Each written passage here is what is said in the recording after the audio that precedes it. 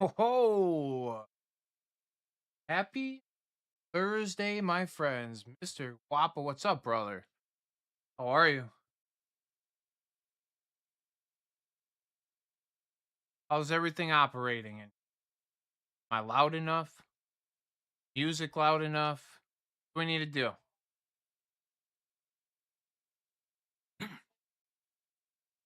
I feel like I'm clipping over here a bunch, so let me know if my audio needs changed.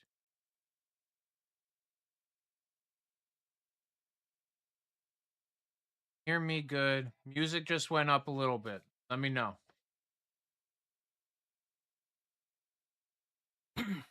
If anything gets weird, I did just turn the music up. If you need it louder, just let me know. Let me know what's good, brother.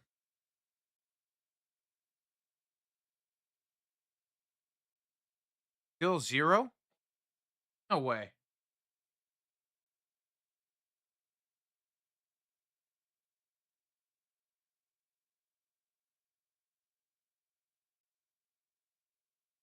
I mean, it says it's ripping, dude.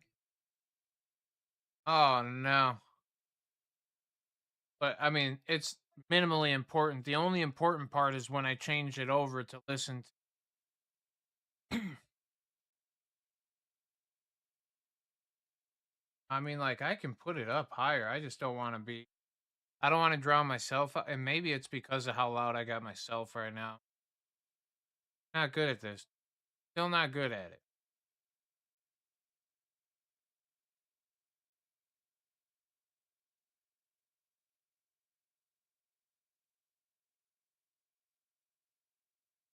Anyway, um,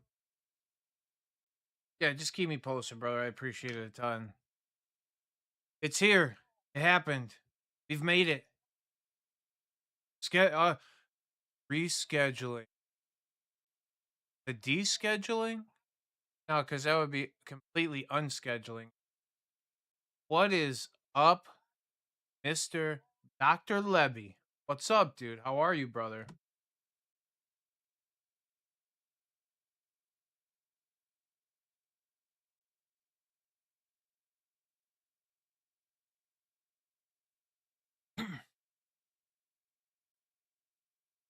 All right. Um, I don't want to be. Dudley Dawson. What is up, my brother? Happy Thursday. Feel like I'm gonna slow roll this one and see how many we get in early so that we can. I don't want to eating. I don't want to be a regurgitator. Uh, no taters over here. I don't want to be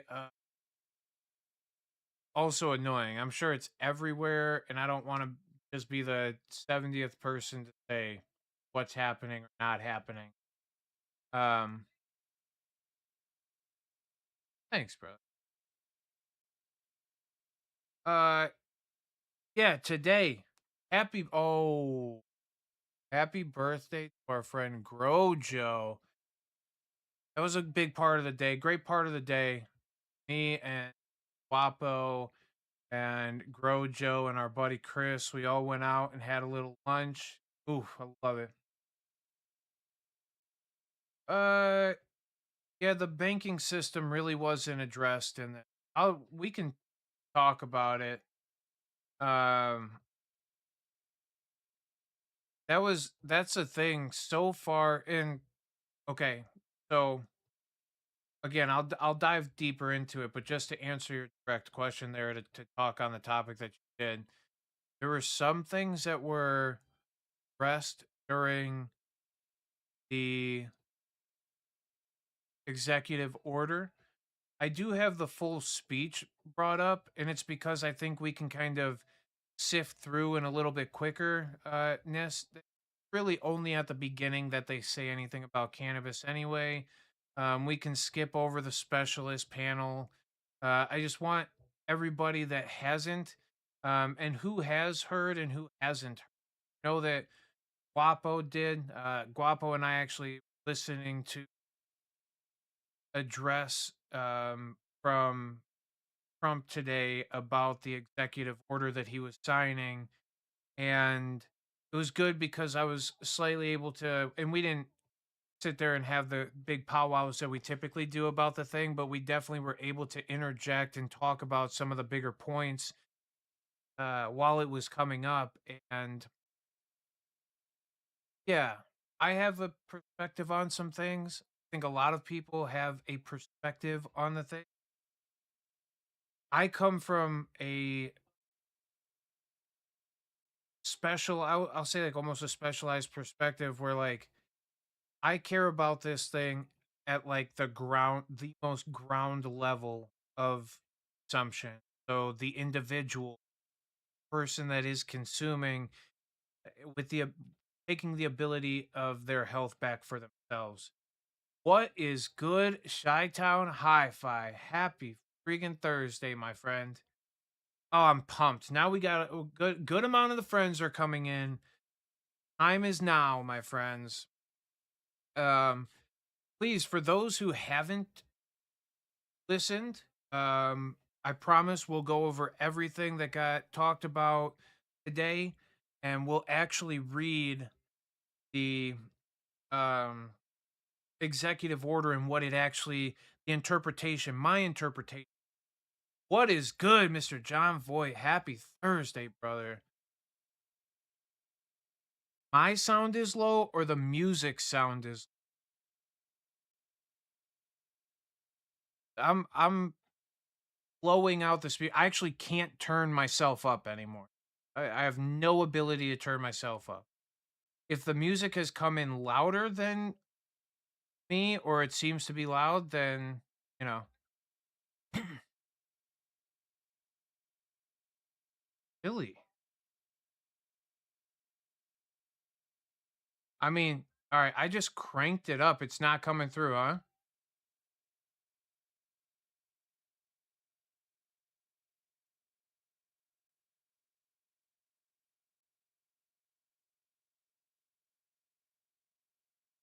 Dude. Well, thank you. I'm glad I sound good. That's the main part of this that matters.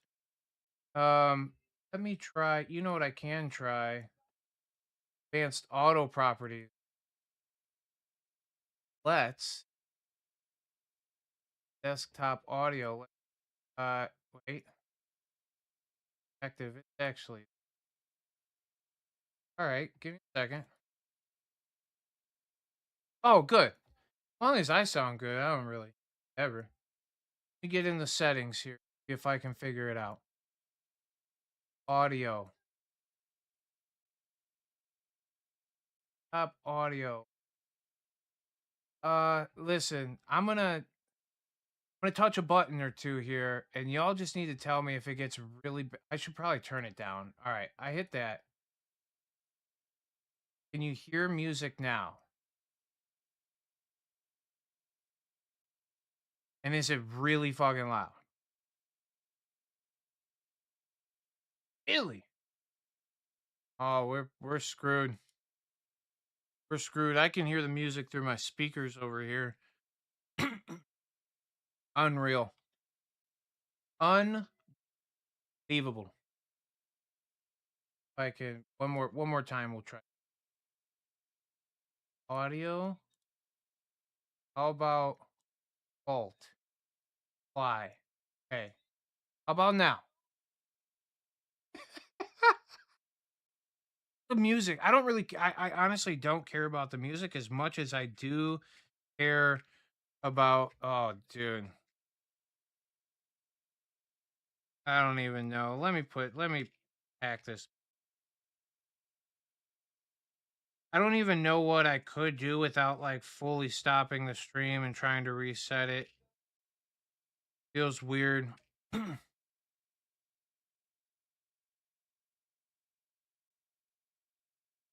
What if I? Okay, I'm gonna do the craziest shit ever. I'm here for those sweet. I'm gonna rip it. We're gonna see if it comes through at all. All right, it's ripped as loud as it can humanly go. I wonder if can I turn it up on?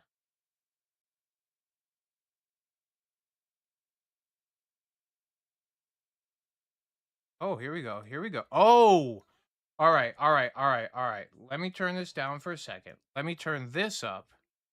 This, how are we feeling? Getting better or worse?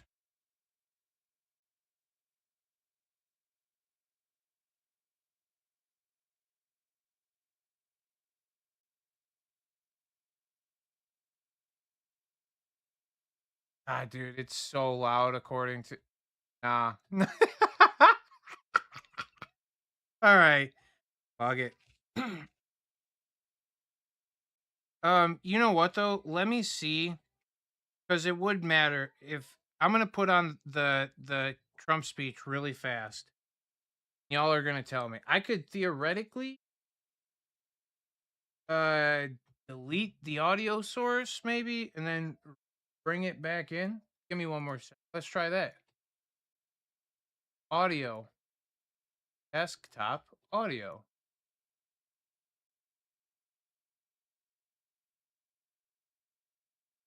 Oh, I will. All right, here we go. I got you. Uh I gotta turn this down. I cannot serenade while I'm hearing music. All right. What would you like to hear? I got a repertoire, not a big one.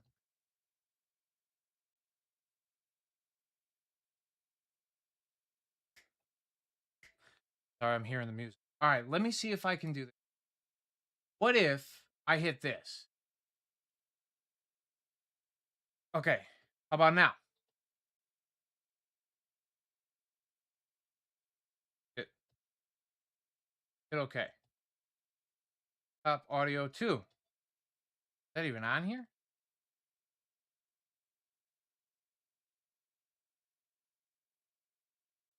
You want to say if there is a way, take this cup away from me, for I don't want to taste its poison, feel it burn me. I have changed. I'm not as sure as when we started. Then I was inspired. Now I'm sad and tired. Listen, surely I've exceeded. All right, I'm sorry. I'm going to quit that shit. All right, let's smoke something.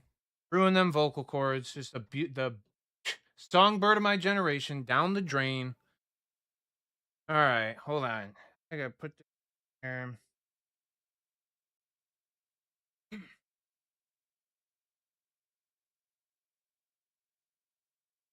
Arms of an angel, fly away. I don't know that song as well.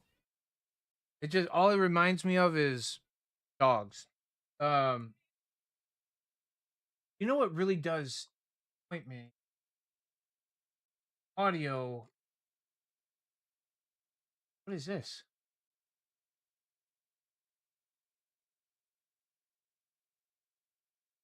Hold up. Hold up.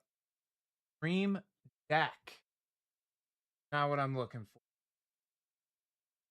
for. Uh, how how would you even go about this? Off on off on. Do a filters. Rename unhide hide. Lock the volume. Yeah, none of that. Filters. Dude, Norm, you might be right. Hold on. 'Cause you have no. Wait, you know what?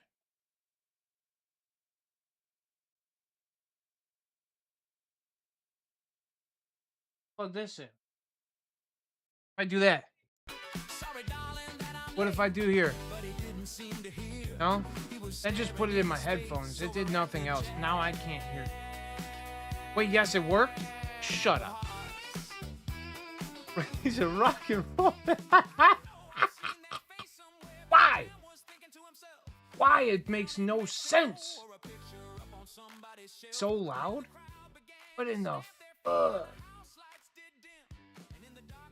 All right. I cannot wear them headphones all night. So we're going to have to refigure this out. Give me 10 more seconds. You know what I could do? I wonder if, let me unplug this, turn it back up. I will turn it back up. 1 second. All right. Let me pull that. That might have just took it all the way off. Default speakers. Yes. Okay. Apply. Okay. How about now? Can you hear? Yeah, the headphones were plugged in. What about now? Shit, I just need to be in real time with y'all. You can hear me now? Eureka! All right. Oh. Okay. Here we go. Making sense. Yes. Yeah. Listen.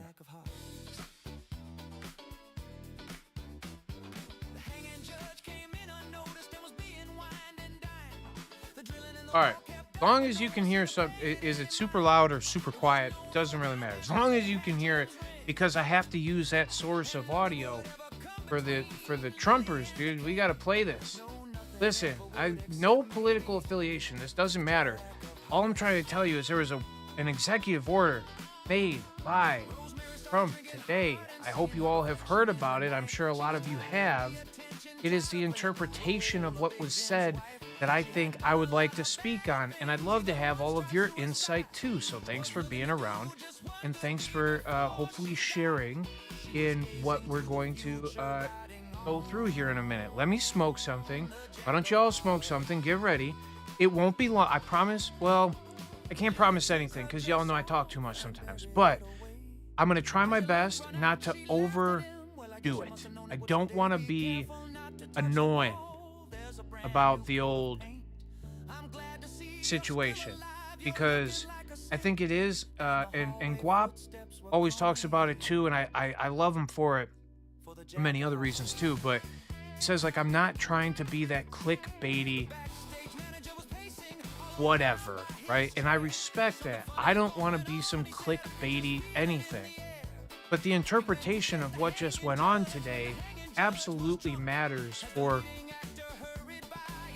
the future of what cannabis is. It doesn't really mean a ton for the current state of cannabis. Look, I just turned this on. All right, y'all are seeing it. There it is. We got to hit the up button. See, it wants to go to 420. Let it cruise. Let it do its thing. Let's cook, baby. There we go. Come on. Oh, see, now the temperature is going up. All right, y'all get your stuff ready. Let me get this ready over here. Oh, did you all watch it? Can I literally get a yes or no from everybody that's in here listening so that I know how much to actually play?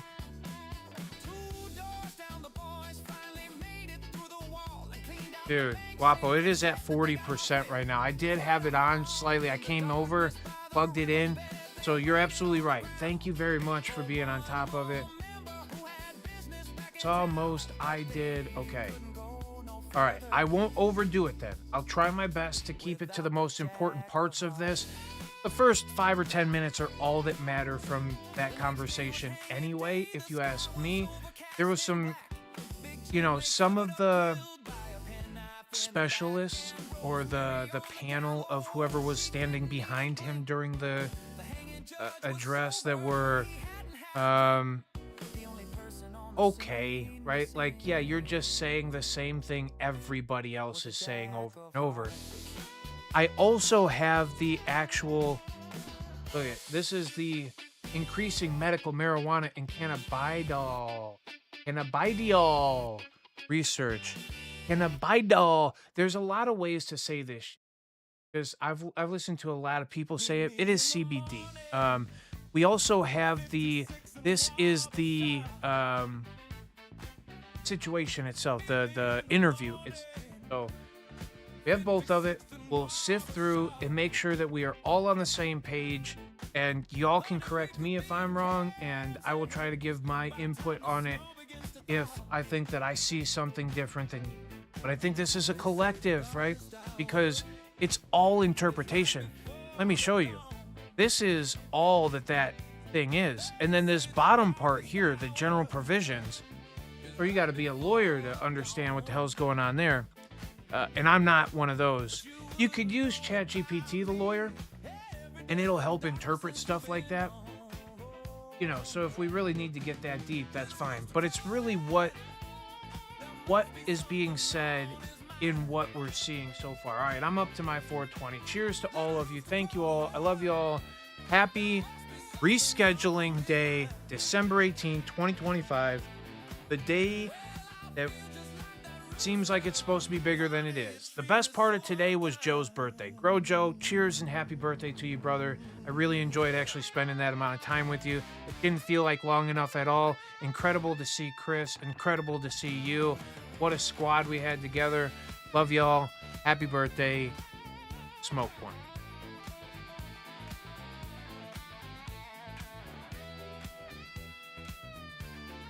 Oh, so it's the flavor, you know? It's different.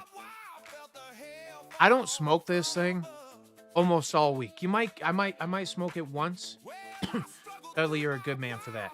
I might smoke this once during the week. I don't really smoke it. So on Thursday nights, I just feel like I get in here and I'm like, why don't I do this all the time? Why does cannabis taste so good when you smoke it?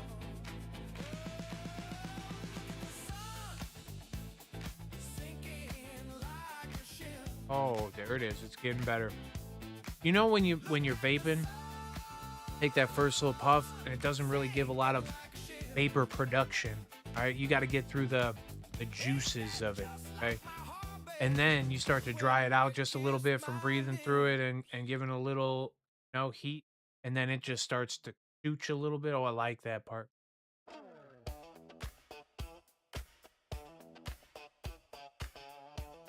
All right.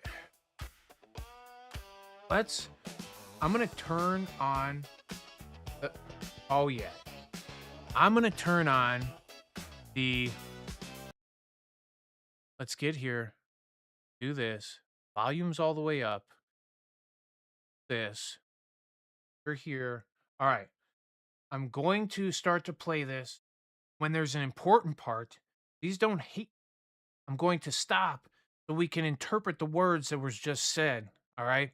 And then I would like to hear again all of your inputs because it literally matters. It's collective understanding as a thing. I think I have a very good understanding of it, but let's rock this. We'll begin shortly. No, Pretty amazing. you guys hear this? Hello, everybody.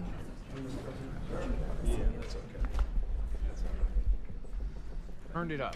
Sorry if it's loud. Thank you very much.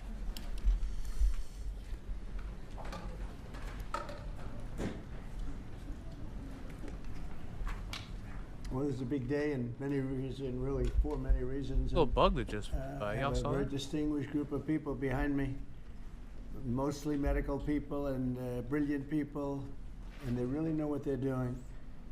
And I just want to thank them. They truly gave their lives in terms of the time and all of the incredible work they've done over the years in arriving at the position they have now. Most respected people in the country. Today I'm pleased to announce that I will be signing an executive order to reschedule marijuana from a Schedule 1 to a Schedule 3 controlled substance with legitimate medical uses. We have people begging for me to do this, people that are in great pain. For decades, this action has been requested by American patients suffering from extreme pain, incurable diseases, aggressive cancers, seizure disorders, neurological. Before we go too far, Wop, look at that guy. He does got a big old hand tattoo. All right, we keep. Problems and more, including numerous veterans with service-related injuries and older Americans who live with chronic medical problems that severely degrade their quality of life. And it's so really, I mean, I can't tell you. I think I probably have received more phone calls. He only just spoke about veterans and elderly people. Okay, there's a lot more people in this world who gain benefit from cannabis, but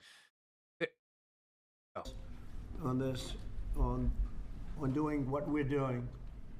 I don't think I received any calls on the other side of it. But hopefully, this reclassification, which, by the way, polls at 82%, will help many of those patients live a far better life. We're joined today by Secretary Robert F. Kennedy Jr., who's doing a fantastic job, Administrator of Centers for Medicare and Medicaid Services, Dr. Mehmet Oz, the FDA Commissioner, Dr. Marty McCary, Director of the National Institutes of Health, Dr. Jay Bhattacharya, and the Director of the National Institute on Drug Abuse, Dr. Nora Valkow, as well as Dr. Ilana Braun from the Dana-Farber Cancer Institute, Oh, Duke this one. University's Dr. David Casseret, the National Commander of the American Legion, Dan Wiley, and my friend Howard Kessler. Howard, how are you feeling? Feeling great. I'm telling you, he looks Now, better than he did. really quick, Howard Kessler, cancer survivor. So, and used cannabis to alleviate a lot of the symptoms of the treatments that he was going through. And he's a direct friend of a lot of these people standing up in this um, panel here, including the one sitting down in the middle who's about to write his name on the bottom of the document. So it always helps when there's, and this is what I think for all cannabis, if you have somebody that's been affected by it or has seen a benefit from it, immediately it's way easier to buy into that thing is fine. As you'll hear him say constantly, it's not for me, but I'm completely fine with somebody else doing, which is literally the whole basis which a lot of us have spoke on to begin with. Not me. I don't like you could take it away from me. I'm still going to do what I do. It doesn't really matter as far as legality goes, but for the people who have benefited from it, how can you tell me no? And to know that there's so many more people that would benefit from it, how can you tell them no? Doesn't make sense, but let's rock. 20 years ago, but I don't want to go through what you went through to get there. Okay. Right? But it looks like you're doing great. I'm proud of you. I want to emphasize that the order I am about to sign is not the legalization, or it doesn't legalize marijuana in any way, shape, Let's or stop and say that. Hear that? This is not legalization of marijuana. This doesn't mean just all of a sudden he descheduled it.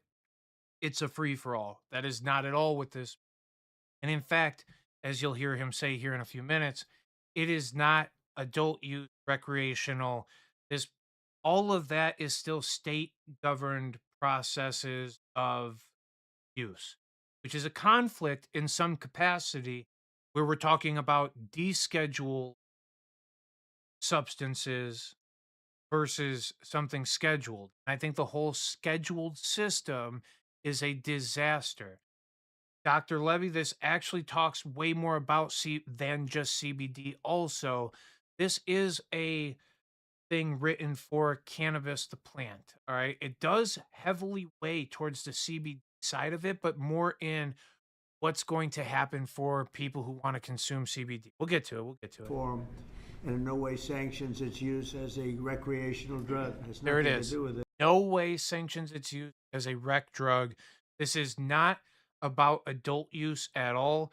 So don't think as the average everyday cannabis consumer that our protections just got any better.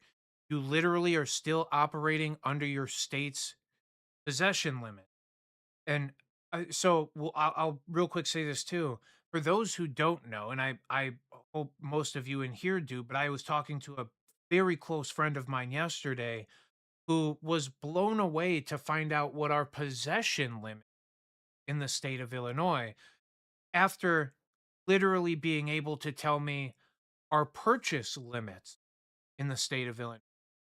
And I said, yeah, dude, you're allowed to purchase your entire limit 30 grams of flour, 5 grams of concentrate, 500 milligrams of edibles. That's how much you can purchase at one go. That is also your carry limit.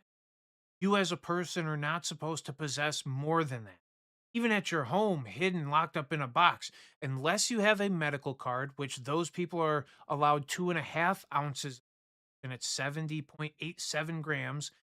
And that is a mix between all kinds of cannabis.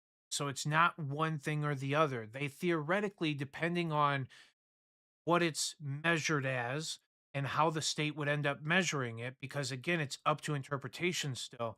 Something like you could have 70 grams of concentrate, you could have 70 grams of flour, you could have 70 100 milligram bags, so 7,000 milligrams of THC, edibles. Okay. So um, it is. And then you have to, there it is, keep what you cultivate. If you're a medical patient and you can cultivate stuff, you just keep what you cultivate and you're allowed to hold whatever it is that you produce off of those five plants. But yes, 5 grams of concentrate, 500 milligrams of edibles, and 30 grams of flour. And you can have all of them at the same time. Possession limits vary from state to state. I don't even know that there's many that have very consistent. Some of them are 2.5 ounces, some of them are three, some of them are six. We got to, if you're in, I think you've heard me talk about it too. I think it's Washington. Oh, no, it's Oregon. I think you're allowed to possess 2 pounds cannabis as a human. You could literally, and they have that as a carry limit. So you could have it in a backpack riding a bicycle across town, and you're legally in possession as long as you're a resident of Oregon. Non-residents, if you aren't living in Oregon currently, that would be the rest of us. I believe that your possession limit and your carry limit are half of that. I believe you're allowed to go buy 1 pound of cannabis in Oregon. And again, it everybody's like, "Oh, well, I could just go there and then come home." No, this it that you're only allowed within the borders possession line, right? It doesn't count for you crossing borders. If you, according to all of the laws right now, outside of the places that have reciprocity, which means that they allow each other's um, medical cards to, it's almost like reciprocity of concealed carry licenses, if anybody's familiar with, but you're allowed to carry firearms in certain places if you have the proper licenses. It's the same thing with cannabis. The problem is, what states did you go through to get there? So a lot of the western states, Colorado, California, I think Arizona, Oregon, Washington, all of the western states kind of have a reciprocity with each other. So you travel amongst your, anyway, um, it's their possession laws matter. Anyway, let's get back. Just as the prescription painkillers may have legitimate uses, but can also do irreversible damage and never, if you look at some of the damage that can be caused, wreck lives, and if it's abused, it's never safe to use powerful controlled substances. Look at and the medical recreational professionals medicine, nodding their head in agreement. especially in this case. If you take a look, illegal and unregulated drugs, very, very bad thing.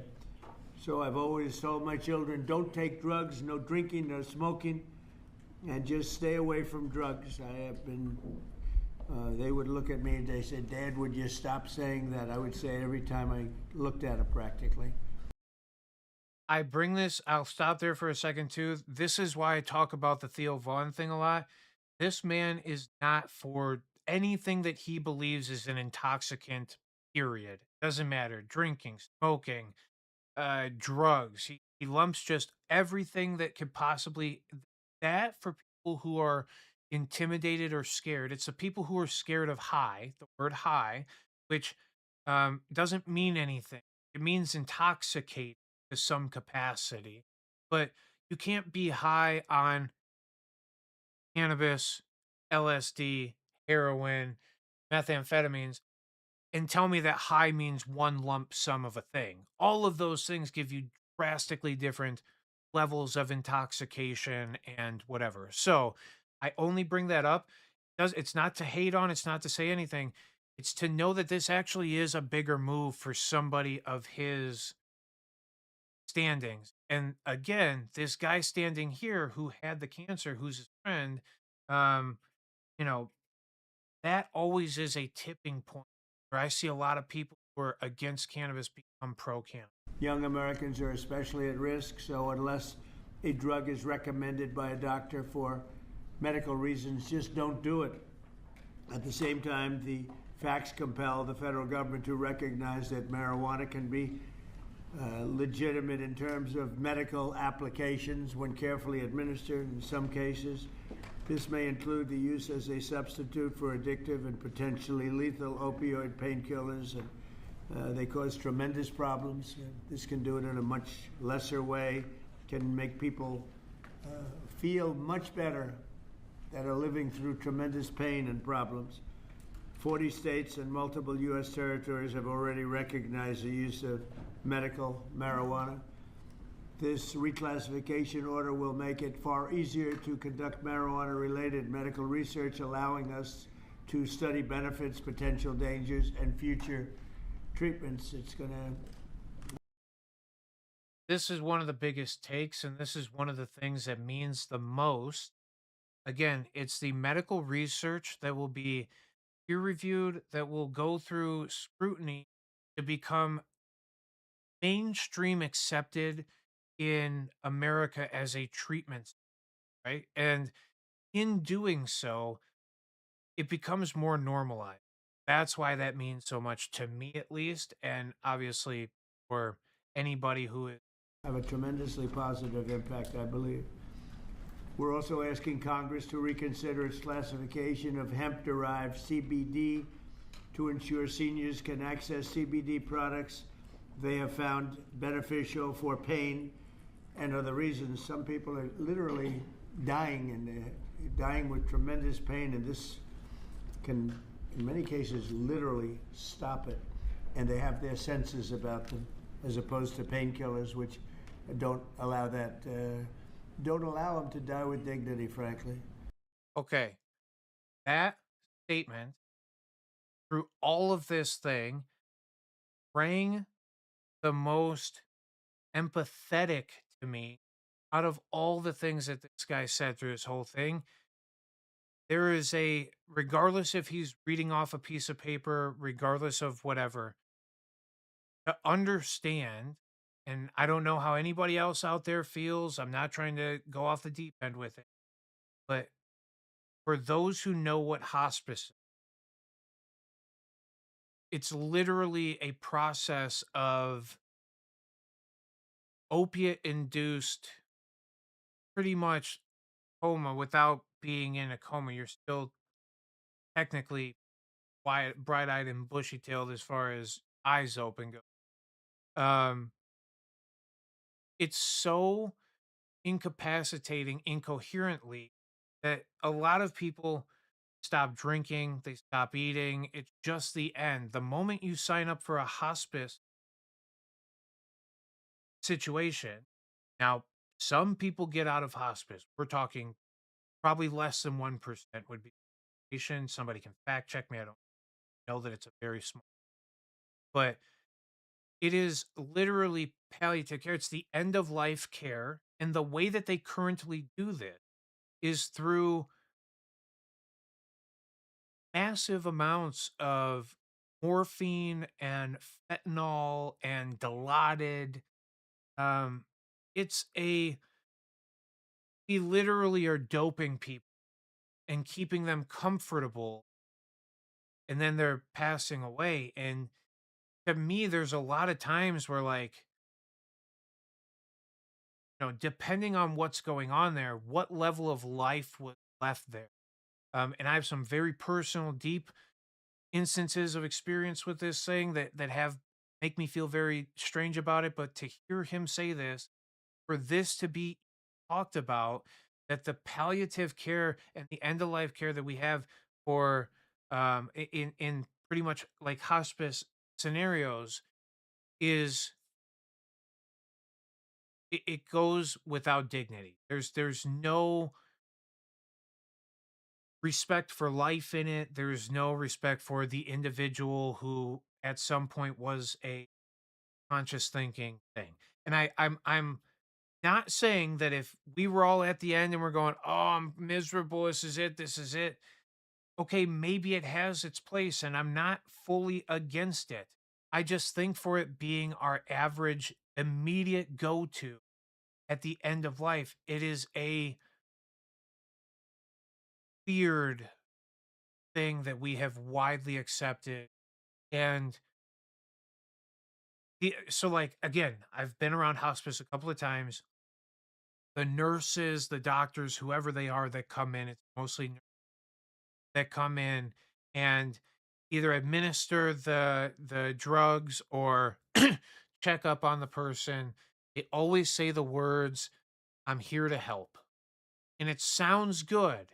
And at the moment, especially for a lot of us who don't have the ability of maybe getting in there and trying to help and being just present through the process, having somebody that feels like they know what they're doing and saying they're going to help is a wonderful thing. Like, it's very, the amount of people that I've heard go, "Oh, those nurses and whatever, they're the most amazing people," to a degree, right? Like, I appreciate the heart in it in some capacity, show up to people you don't know.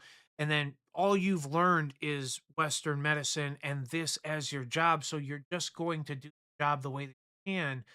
So this is all you do. This signing of this executive order, though it doesn't put anything in place, it puts pressure to get these things signed into effect. This gives all of those people who are saying, "I'm here to help," the ability to actually, according to what I have witnessed in my life, help. There is far more cognition in end of life care with THC, CBD, cannabinoids, all right, terpenoids, cannabis, the whole plant, whatever, than there is in the opiate overdose that currently is massively accepted in our country. And I'll stop ranting about it, but this part right here, to me, I could care less about the rest of it. Right? There are some very cool things. Research is good. It will start to normalize some stuff. But there's some parts of it where I'm like, okay, everybody missed the ball here. But get into it. I just wanted to say my piece about that because that is my favorite part of what happened today through this process. I promise to be the president of common sense, and that is exactly what we're doing. This is really something having to do with common sense. And it's something having to do with the fact that so many people that I respect ask me to do it. People that are having problems, big problems. They are having big problems with illness, with cancer in particular. Bingo. So now we got three. It's cancer, right? We had old people, veterans. Now we got cancer. Those are three things. I don't know that he says anything else except for those three things. He does say pain, but pain is not a condition. Pain is a symptom of a condition. Chronic pain is just the same. It's almost the same as fibromyalgia. We could make up a name for it that isn't chronic pain to make it sound more, conditionally or whatever, but it literally is the same thing. Chronic inflammation, fibromyalgia, chronic pain, obviously a pain thing. So, but what is pain? Inflammation causes pain, spasticity causes pain, neuropathy causes headache is pain.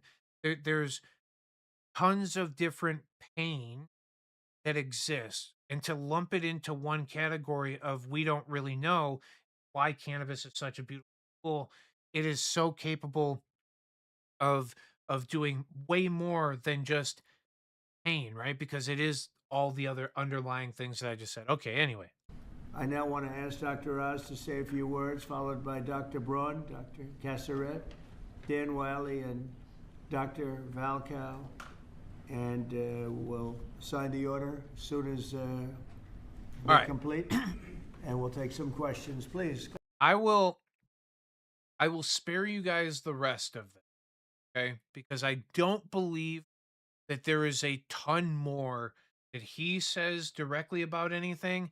Then all of these people are just, they're supposed to look at them all. This guy right here, this lab coat has never been worn before. If we scroll back just a second, let's get in on this. Look at the wrinkles. Look at how crisp this buttonhole is. You know what I mean? These wrinkles aren't like I've washed this before. These wrinkles are like I was sitting in the Amazon. Look at how creased this thing is right here. This is I've been sitting in an Amazon package for how long now? And maybe it's because okay, I've been invited to the White House, so I'm gonna get the new clean one, whatever. Look at this, ladies. Look at how hers is sitting. Do you see any creases like that? You know what I mean? So the only reason I bring that up is how important is are all these people behind? I don't know. They're all there to make this thing sound more legitimate, to be the representatives of each one of their divisions that deal heavily in uh, cannabis medication much. But one of the bigger things, and I guess we can let it play, but we don't need to because we have the executive order actually here. Sift through, I'll read through it, but what we need to hear. But one of the bigger things that's going to come out of this too, we'll talk about it here. Let's just real quick talk about it. This is directly from the White House, all right, itself. This is President Donald J. All right, himself. This is the actual verbiage signed by Mr. Donald J. Trump. There it is, the White House. Okay, December 18th. Okay, now what is big parts here? Americans deserve access to the best medical treatments and research infrastructure in the world. Cannabis is now getting accepted as a medical treatment. That is a difference between Schedule 1 and Schedule 3. It's not being accepted in the way that, like, maybe all of us want it to, but there is a recognition of it as medicine, and now all of the supporting information can get dumped into the system. Again, it can be reviewed. They keep saying the word like standard dose. That's a very interpretable thing because of the levels of digestion that we're playing with, depending on what we're consuming. Also, how do you measurably dose a combustion product, right? So maybe they want to go away from combustion where they started to do like an albuterol inhaler that is a suspended thing. Each little puff of it gives you so much of a dose, and that's a standardized dose. And then they can kind of play off of those numbers. That is how Western medicine works. Typically, is not how Eastern medicine works, which is very plant based. Cannabis being a plant makes sense that there is some variance. It's very based on absorption, diet, exercise. All of those factors play a massive role. Anyway, we do deserve this. In 2023, the FDA, so this is prior to the term we are currently in presidency. Last started this. I only say that because everybody's working together up there. They've pit you against each other. They are not against each other. They work together hand in hand, all of them. Um, again, I only say that because fooey with too diving too much into the politics. Understand the meat and taters here.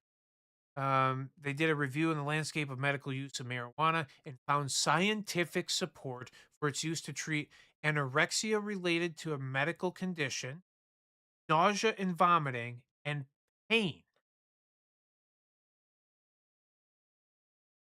This is one of the saddest misrepresentations. The fact that they didn't put epilepsy in there is one of the biggest fails of this entire thing.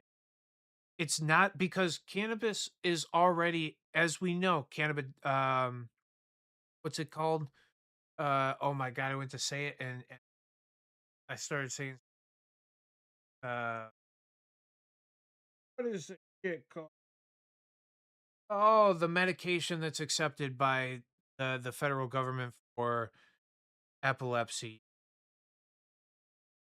patients. I don't know why I'm drawing such a blank right now. Marinol. No, that's the THC one. Epidiolex. All right, there you go. Sorry for me to have a brain fart. Epidiolex is it's CBD that is given already currently given to patients by medical doctors, paid for partially, depending on your insurance plan, by insurances. And Marinol is the THC version of. So we already have cannabinoids that are accepted for certain uses of medicine. That use tends to be epilepsy or cancer, typically symptoms of cancer treatment, not directly for the treatment of cancer itself, which is two different things and both very viable. Again, now we will possibly see some good research coming out of America for it. Anyway, chronic pain affects nearly 1 in 4 United States adults and more than 1 in 3 United States seniors. And 6 in 10 people who use medical marijuana report doing so to manage pain. There's 50 something conditions now, 52, 54 in the state of Illinois. I might be off by one or two. There was 40, I think 6 initially when we started, something of that nature.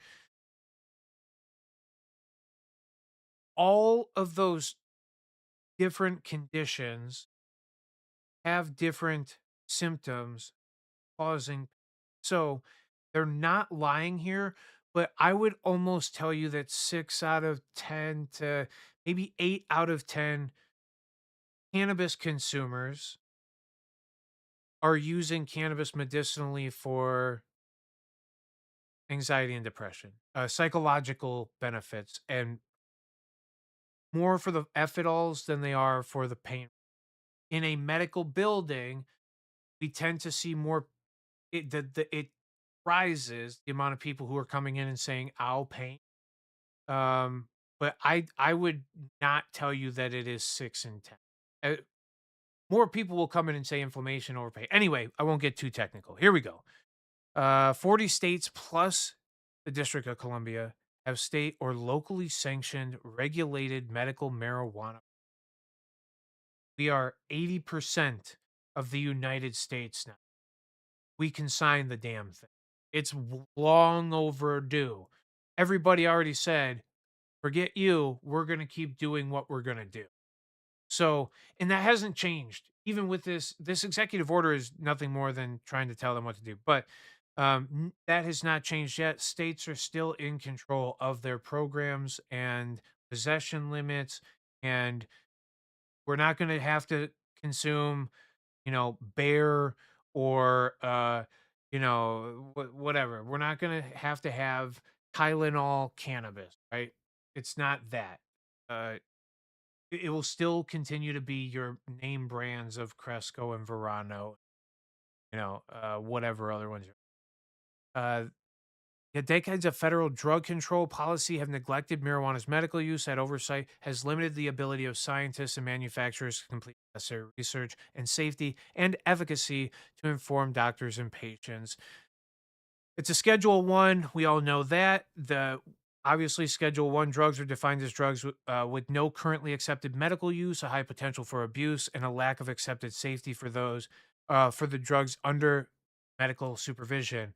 Schedule 3 drugs are classified as having a potential for abuse less than the drugs or other substances in Schedule 1 and 2. You don't say. A currently accepted medical use, which is what we're talking about, in treatment in the United States, and a potential for moderate or low physical dependence or high psychological dependence in the event of drug abuse.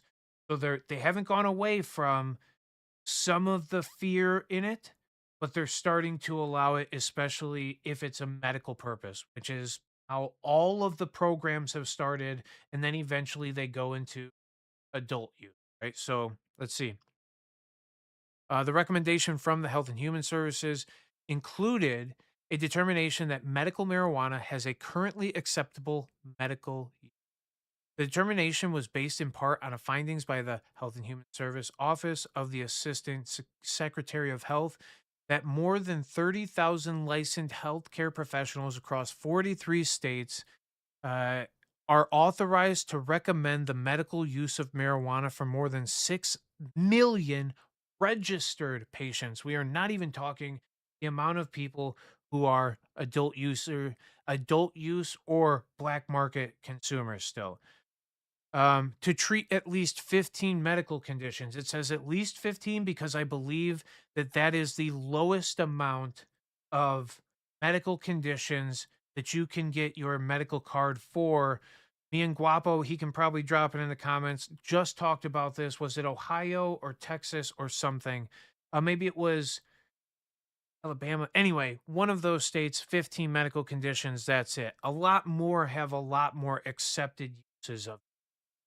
It was also based on the findings of the FDA of credible scientific support to substantiate the use of marijuana in treatment of pain, anorexia related to certain medical conditions, and nausea and vomiting induced by chemotherapy. So, again, a very, very tight group of what they are trying to accept it for was Alabama. Thank you, Guap. I appreciate it. The National Institute of Drug Abuse concurred with the FDA's recommendation that marijuana be rescheduled from Schedule 1 to Schedule 3 on the Controlled Substances Act, one of the silliest acts that's ever been put out there. I think that educating people on how to use and not to misuse, and then maybe even, I'm not even that against gatekeeping some of these aggressive things, the fentanyls and the Dilaudids and morphines of the world. I'm not against even keeping those a little bit more locked up where you can't get too much of it. If you call them a pharmacy or you call them the local pusher, they should limit what you're allowed to have and do to some degree. It's not that you need to be limited in anything that you do. It's just that overuse of those things are drastically more impactful or detrimental to your health than some other things that you could do an abundance of and not have necessarily the same level of side effects. Sh- Sugar, caffeine, cannabis, alcohol, things that you could consume at a great abundance.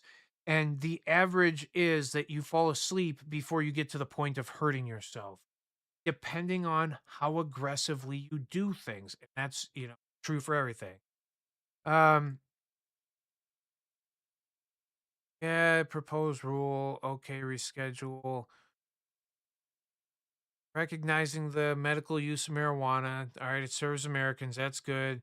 20% of participating United States veterans reported using fewer opioids as a result of their medical marijuana use. This is a huge thing for them to put in there too. Recognition of cessation or decreasing of the use of the more detrimental things, huge for them.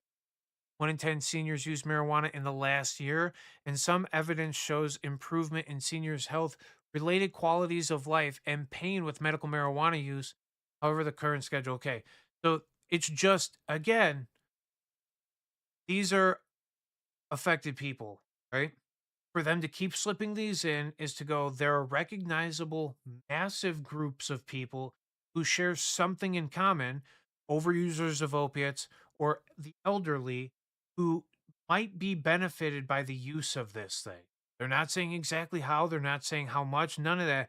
It's just we recognize that these treatment paths could be acceptable for these folks. Um, Doctors without adequate guidance on appropriate prescribing and utilization. This is that part that I'm like, about again. Who can tell you what to do when we're talking about something that, how do you measure what the intoxication is doing versus what the benefit and effects that we're looking for, the headache relief or the nausea relief or the whatever? How do you tell me that I'm too intoxicated and that I can't take any more, but I still haven't decreased the pain or the anxiety or depression or whatever the acceptable, hopefully, there will be for cannabis. So that is a tug of war that will go on for, I guesstimate, quite a while, um, until this is far more studied scientifically. One patient survey showed that 56% of older Americans using marijuana have discussed the usage with their healthcare provider. That's literally it. Is this isn't some secret anymore. Older folks get benefit from cannabis. They tell their doctors, hey, and a lot of times, if a doctor's not okay with it, they leave those doctors. I watched it happen a lot of times, changing up of doctors and going to new guys that were more accepting or new gals that were more accepting of this thing, and then finding even better results with their health because they feel guided better from other people. Anyway, this places patients, especially seniors, and on multiple medications at increased risk of drug interactions or other adverse effects. There are still some medications that cannabis can play effects with. This thing is a vasodilator, bronchodilator. It's a um, uh, blood pressure increase. There's like all of the things that if you're trying to do the opposite of, or you're already working to push up the one direction or not, can be impacted by the use of cannabis. So finding out those interactions might be part of the cooler parts of this scientific study that is now capable. In addition to medical marijuana, which is primarily made up of two cannabinoids, CBD, tetrahydrocannabinol, THC, hemp-derived cannabinoid products defined, okay, who gives a shit, has shown potential to improve patients' symptoms for common ailments and are frequently used by Americans. I love that they mentioned hemp. After just doing the thing that they did with hemp, to re-allow it is pretty neat. It leaves the people who were doing stuff before still in a limbo and they have to figure out how to navigate or what their products are capable of being composed of. But hemp being mentioned in this is really cool and a bunch of different. One in five United States adults and nearly 15% of seniors reported using CBD in the past year. In chronic pain, patients have reported improvements with CBD in clinical studies. Furthermore, evidence suggests that the amount of THC in hemp derived cannabinoid products can affect both pain treatment efficacy and adverse events. Adverse events mean that I feel intoxicated, but I don't want to be intoxicated. I'm still looking for the effects of these things. And a lot of times, cannabis only works synergistically. When you're binding or when you're stimulating different endocannabinoids by putting in cannabinoids, plant derived cannabis, into your system, how that interacts and plays. So sometimes we need THC and CBD. A little bit of both can help stimulate the system the best way for both of them to be binding at their peak. Anywho, um, hemp derived cannabinoids, as defined, this thing are not controlled substances under the Controlled Substances Act, but are subject to the same authorities and requirements as FDA regulated products containing any other substance. Adding complexity is the fact that some full spectrum CBD products will once again be controlled as marijuana under the Controlled Substances Act, Section 781 of Public Law 11937, goes into effect because they contain THC levels above the per container threshold set by that law. This is talking about the 4 milligrams per container. It's a weird thing, right? What is a container defined as? So now what I've talked to a lot of patient or a lot of people that I know in the space, they said, okay, so if you get like a bag of like the white and red mints, the peppermints, they come individually wrapped, or like warheads, let's say, they come individually wrapped in a package. Yes, they get packaged into they get resealed into another package. Well, then could you just say, I can only sell you these one at a time in a 4 milligram package, and then, sell you 1,000 of them, because not one package is over 4 milligram, but don't put those packages into another package. Essentially, carry it in an open bucket that you're just saying, this is my container to carry. Like, it's not a packaging, it's not to package all these things into one thing. It is just my carrying bucket, so how much can you possess? There's a lot that still is very interpretable in these things.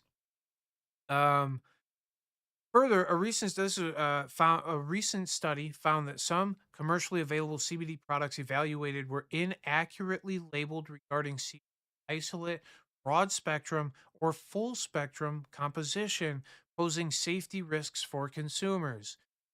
I am telling you right now, outside of what is left over in certain products because they are bad products, um, pesticides, growth hormones, whatever nastiness we can shove into a plant that isn't necessary, heavy metals, whatever. CBD isolate, broad spectrum CBD, and full spectrum CBD. If we're talking about CBD, CBD is the same in all of them. Isolate means that it has no other compounds besides CBD itself. It's in a as pure as it can get. There are sometimes other product in it, but not like plant material or plant fats or anything. It would be just a carrier or a crystallizer, whatever the hell they use, crystalline form of it. Broad spectrum and full spectrum. Let's we're talking very gross technicalities that they're trying to draw a difference between while they're still using broad category classifiers like sativa and indica to talk about this plant. Um, Full spectrum means like it has everything. All right. Every cannabinoid that comes out of it.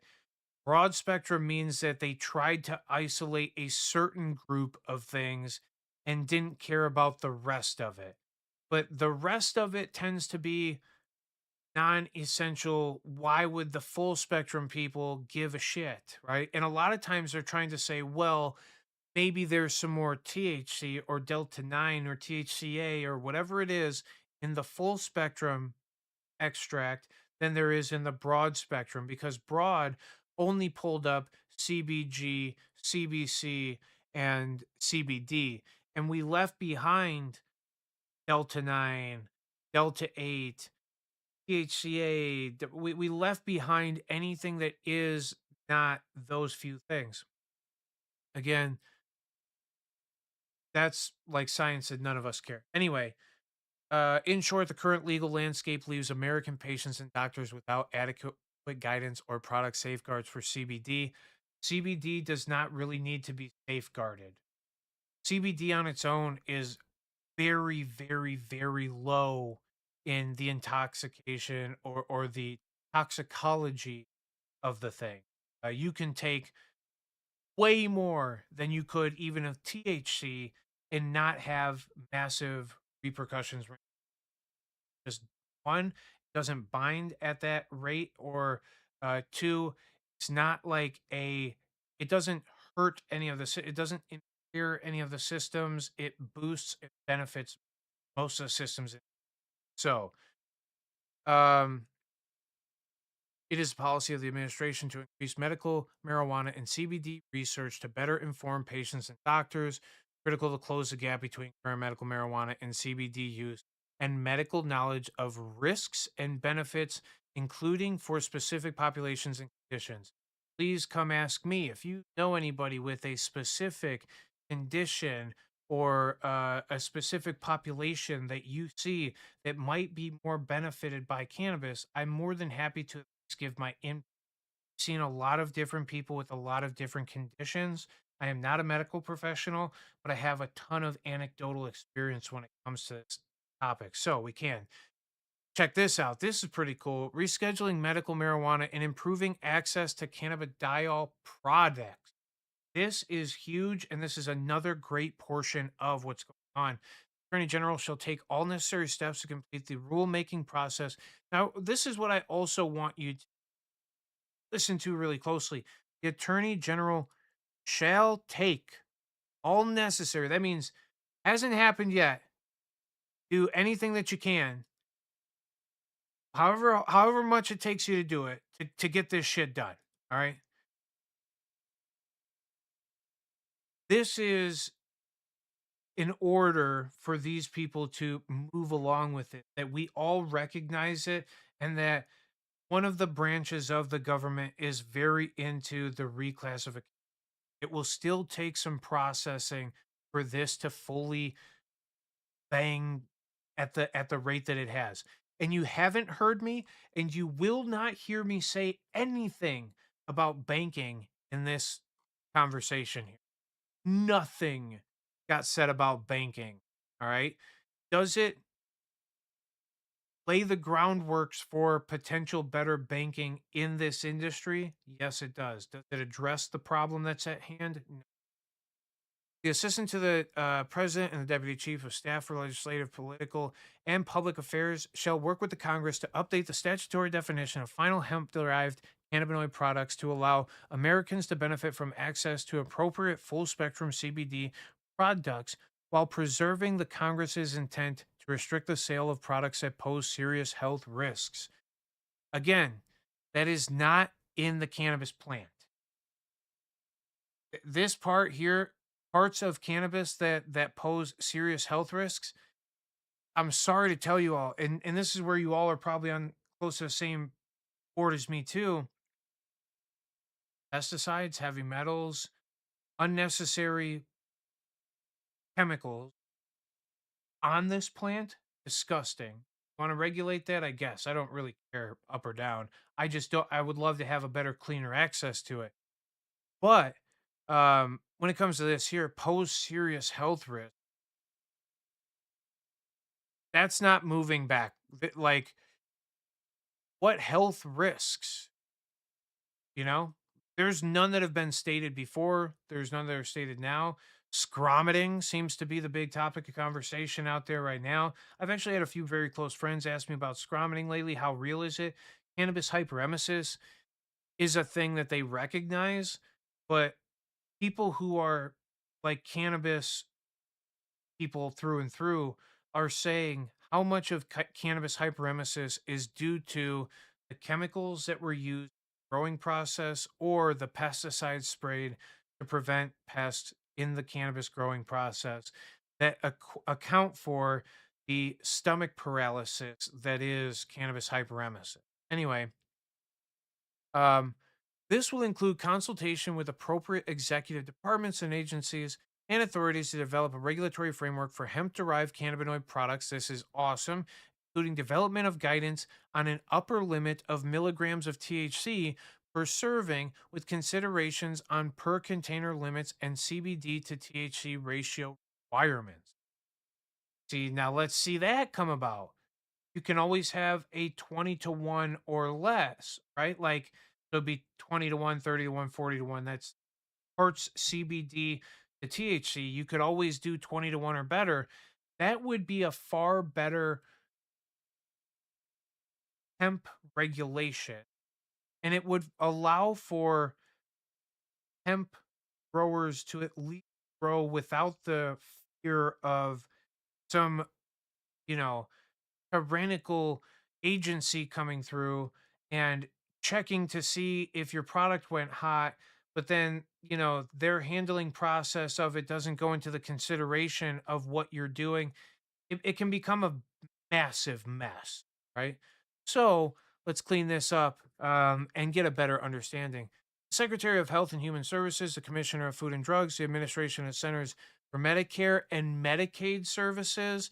This is huge because it allows for, again, hemp derived CBD products to be administered to Medicare and Medicaid patients. Ideally, the government is ready to accept this as a medicine, will be able to get these products through a doctor.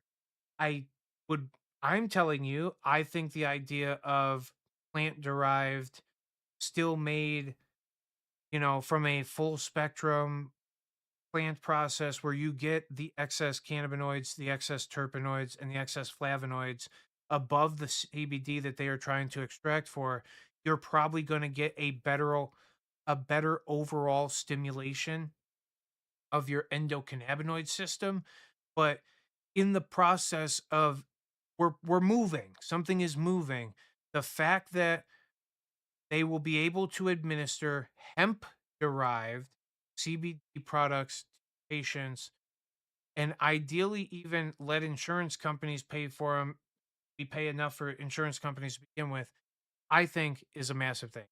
And the director of National Institute of Health shall develop research methods and models utilizing real world evidence to improve access to hemp derived cannabinoid products in accordance with federal law and to inform standards of care. Again, it's they want to standardize the thing. They want to make it a more regular and consistent thing. I don't, that's unnecessary, according to what I believe in cannabis. I think doing this now makes deregulation in the near future not seem like a near future thing. It seems like a very distant future thing where there was always optimism from me, at least, and hopefully you all share this level of optimism, that someday cannabis would be descheduled and ultimately decriminalized at a federal level where, most, if not all, drug people who are in prison for cannabis possession, distribution, any of it are taken out of prison, right? Like that would be a massive win. Um, I think that's very optimistic, but it 100% is what deregulation needs would need, right? We need this to get away from the CSA altogether. The Controlled Substances Act. This does not need to be a controlled substance. THC or CBD.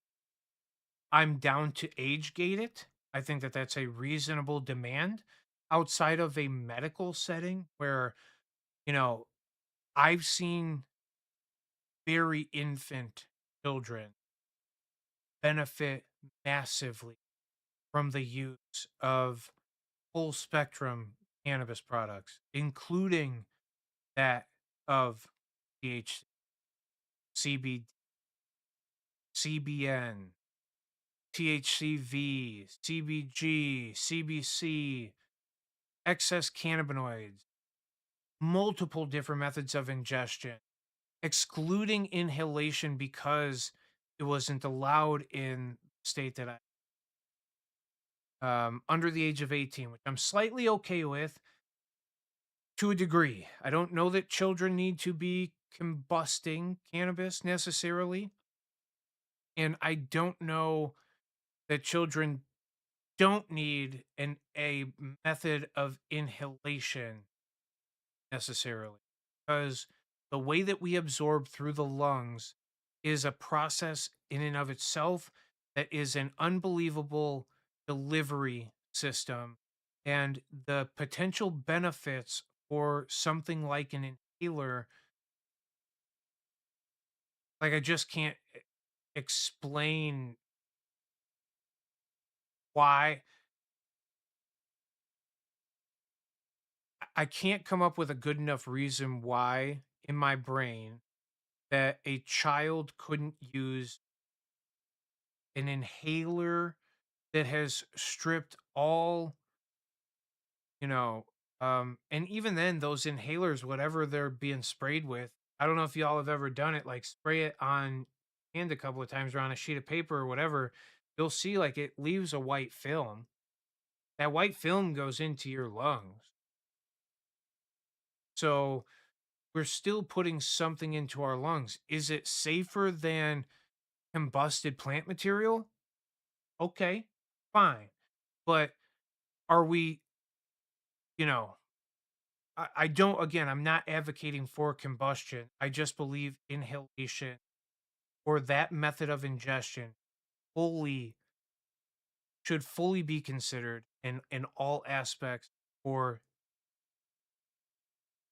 anyway, um, this whole thing here is that's kind of the gist of what happened to. Was there a massive move? Kind of. Was it as massive a move as it could be? Not even close. Did we address things that were supposed to be overall addressed? Like, not even close? Um, did it possibly just make it a one step forward and two steps back process? Possibly. Again, to be determined. Nobody can confidently say yay or nay, right? Um, so, you know,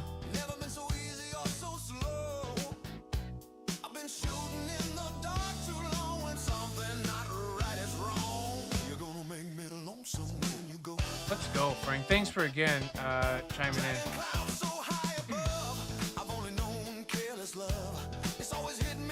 Sloanamite, it's not though. I dig kind of what you're trying to say there, but it's really not. Thank you, Guap. Thank you. I appreciate that. Sloan, it's not. Cannabis companies are going nowhere yet, right? Would a cannabis company gladly sell out for multiple billions of dollars to have their footprint or whatever to a larger pharmaceutical company? Yes. 100%. They would take over in a second. If you think, what the hell is it? Abbott or, is Abbott one of them? Yeah, Pfizer or, Tylenol or whatever the hell. If you think for a minute that those companies wouldn't like to get a part of it, of course they would. All of those companies buy up all kinds of shit all the time. So,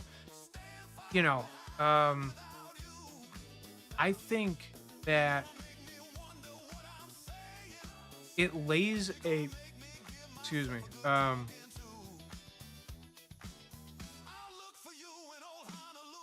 it lays a framework where could big pharma or the government try to squeeze themselves into a portion of this?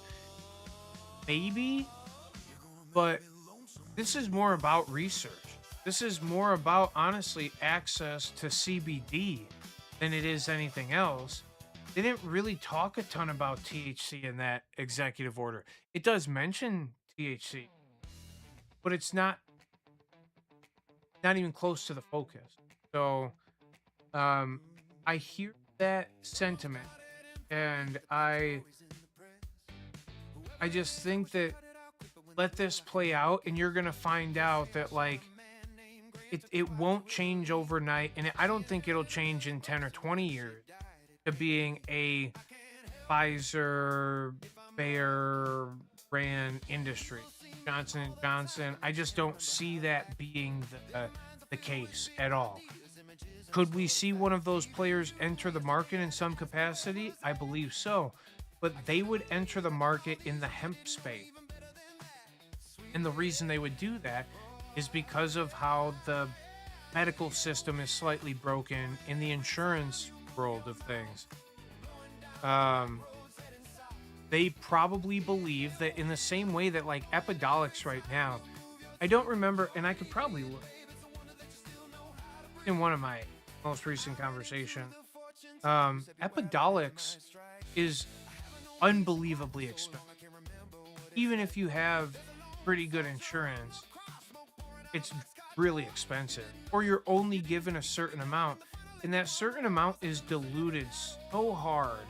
It's not even close to being able to be a potent dose. I think that I kind of want to look it up because I do have. Give me 1 sec. Let me check that. If I can find this, because I have a friend who has a kid who has epilepsy and gets Epidiolex. Can it be? It might be on my old phone, which is also sitting right next to me. We're gonna find this. There's no doubt about it. I'll tell you how much is in a bottle, and it is sad, honestly. Here we go. Oh, the old phone. Sorry. 1 second. Market's flooded.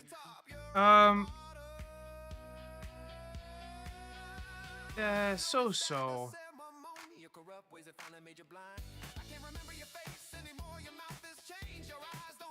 Yes, Chi-Town Hi-Fi. That's what they're pushing for.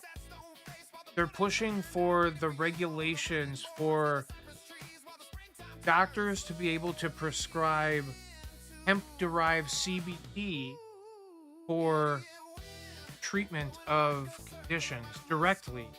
And if you listen to Trump talk about it, he's talking about like pain and just kind of general classifications of things, maybe even again end of life care, which to me is one of the cooler things that's going on here. I've witnessed both ways. I've seen cannabis, I've seen hospice, I've watched both of them way more than I like to be comfortable talking about. And the cognitive difference that I have been able to witness with my eyes, it's uncomparable. Dude, you and me and everybody would rather see our families and we ourselves would rather be treated with cannabis than the opiate method of going about.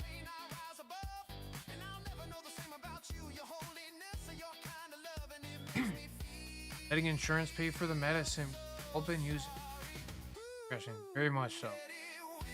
Yeah, and literally, all this. Yeah. Well, in Chi-Town, it's.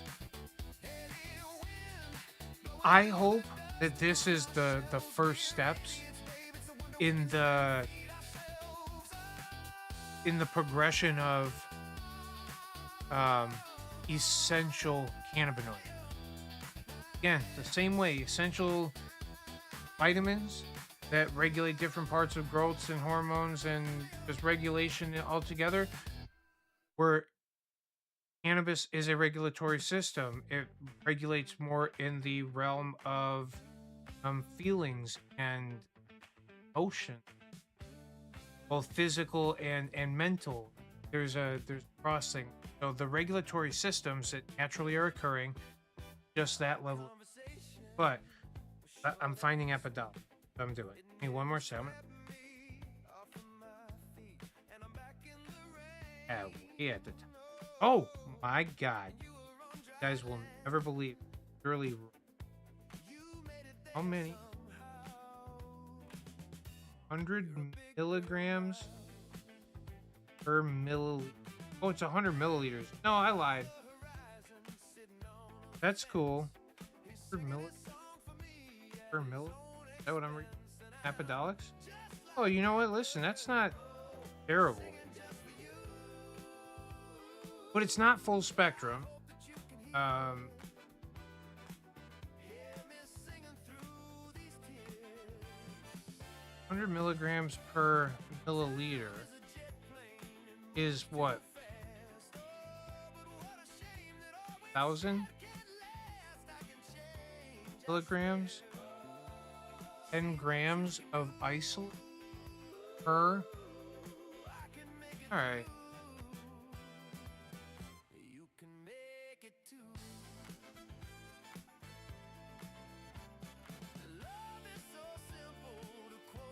Forgot what the price is. Anyway,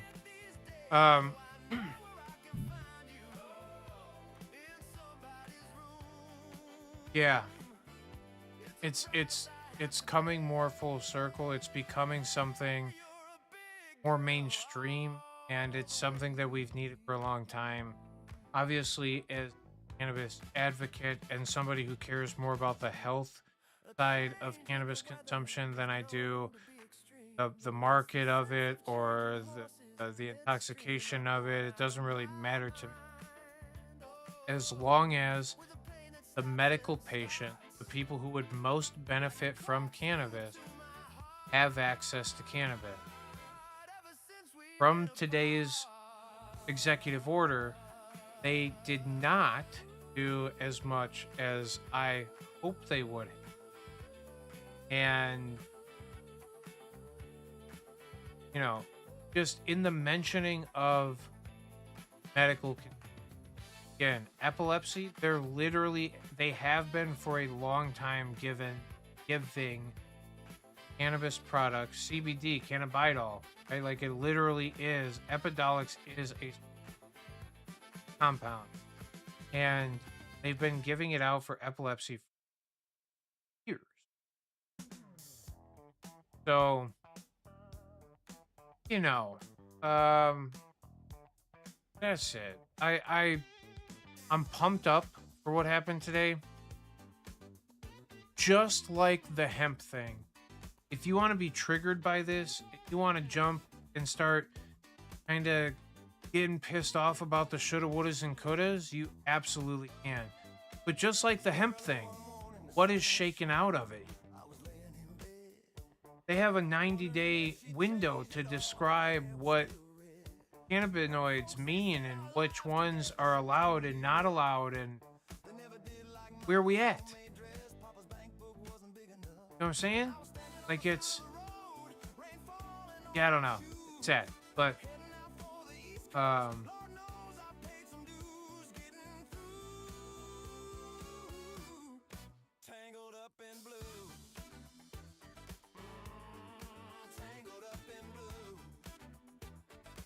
yeah, pumped up. Honestly, dude, guap. You know, I just reached over and touched my battery that I did not plug in. Oh, dude, this is why. You know? Just, yeah, I can't even take myself serious. How am I supposed to? You know? Too much to do. I'm trying to figure out how to put audio on. I'm gonna smoke something though, if everybody wants to. Any other interpretation of this thing? Any other talk about Clone? I hope I didn't like try to tell you you're wrong. That's not at all what I'm saying. I just don't think that it is that yet, right? I think that there's another perspective in this that's worth at least considering before we allow what, you know, monopolized big pharma is to really piss us off in this. Because that hasn't showed its teeth at all yet. That hasn't happened. Thank you. I really appreciate it. And that's what I'm trying to like. Yeah, I love the open conversation of this thing and interpretation of it because I see through the scope that I have made up. Oh God, can we?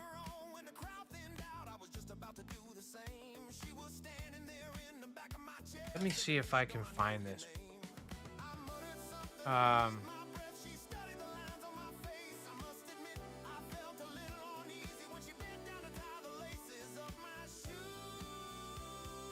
don't know how to spell it, dude. I'm so bad at spelling. If you guys saw this, you'd be like, what is wrong with you?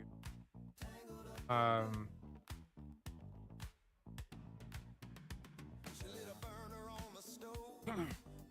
bum, bum, bum, bum, bum, bum, bum, bum.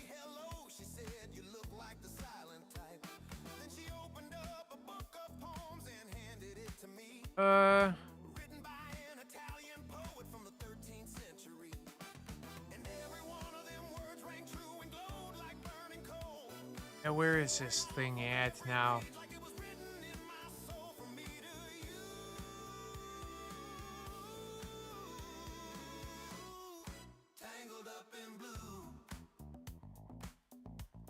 Where? Where?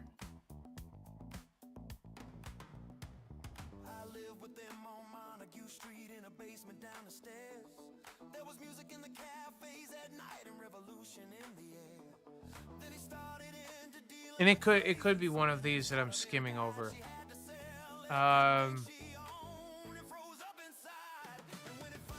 We're talking about what I'm talking about. The neurobiological mechanisms that have been stimulated by psilocybin. Another great area of study and great topic of conversation recently. There's been a breakthrough. Okay, hold on. Hold on.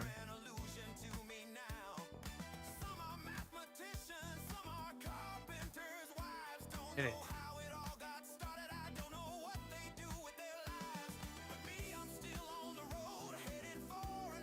All right. Moral of it, without that was Yale. Oh, yeah, well, check that out. Um, I believe it was Yale, Penn State. One of these that I'm reading about. I'm trying to just see the exact verbiage that's going to pull me into it. But anyway, psilocybin was recently studied in a. Okay, so what they did was they gave mice psilocybin, and then they gave them a deactivated rabies virus because rabies affects neurology from back to front pretty much. Okay, so we receive the stimulation from front to back, and it goes through our neurons and it has pathways that it spreads out within. Imagine that branch. Now, what rabies does is backwards. It goes from that branch back into the single point. Okay, so they gave mice and rats psilocybin. They then gave them this deactivated um, rabies. And on the deactivated rabies, they put like a glowing agent, or it was like a green dye glowing agent, whatever. That when they went back, they took the brains out and they dissected them into very small, like it's literally like one pretty much cell at a time or one neuron at a time, so they could see the progression of how this how psilocybin, because pretty much the rabies was going backwards along those pathways, psilocybin had just stimulated or whatever. We could tell the direct parts of the brain that psilocybin is affecting. It's massively beneficial to neurological science, um, all types. We're talking like even maybe condition treatment style, you know, definitely TBIs, definitely stroke victims, definitely fucking like Alzheimer's and dementia. Um, those people who are going through deterioration of those neural pathways are, what's up, Gare Bear? Happy Thursday, brother. The people who are getting that deterioration have something stimulate and be able to rewire, rebuild, turn anew with these with a natural product, again, psilocybin. It's a massive breakthrough. What they saw was that just like all of us, when we can psilocybin, we feel like we're present, we're more in our time and space, aware of our, surroundings. We stimulate the part of the brain that does that. It deals with like kind of your equilibrium, the way that we perceive visually, the way again that we measure ourself in time and space so that we stay upright and whatever. That part of the brain is being stimulated by psilocybin use.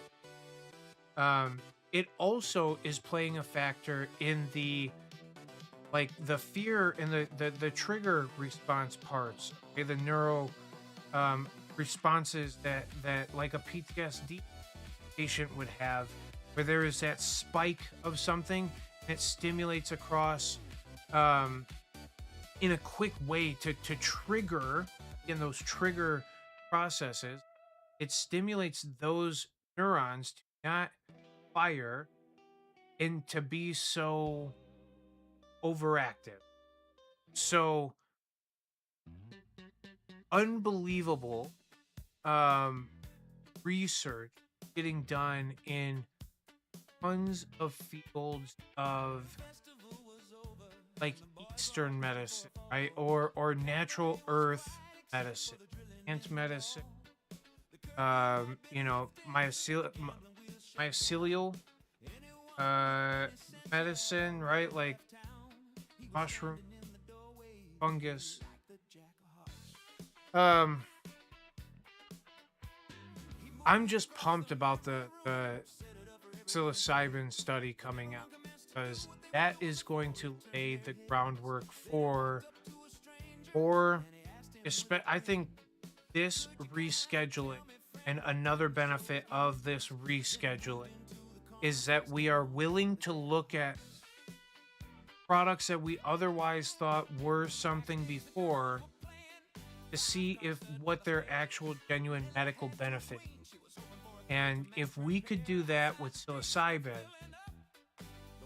again, I think a lot of people who use cannabis for psychological benefit. And I think psilocybin might be better at that. In low doses, proper doses, I think that it has far greater capabilities in the cognitive space of or rewiring. Again, we're talking almost direct condition treatment, maybe even epilepsy, right? I just, you know, Alzheimer's, dementia, TBI, yeah, stroke, all of them have the potential of being benefited by psilocybin state. And it is a move in the means of decriminalization also.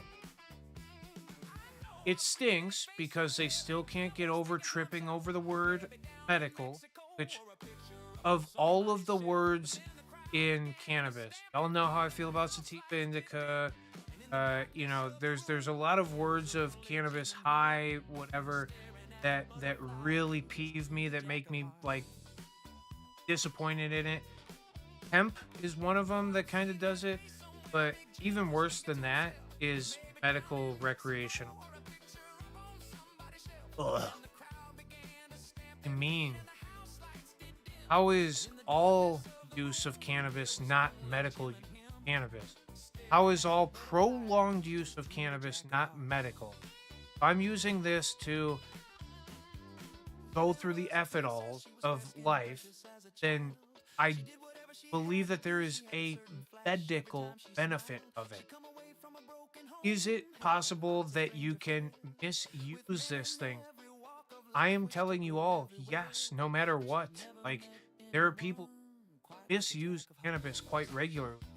Does it cause the, like, you know,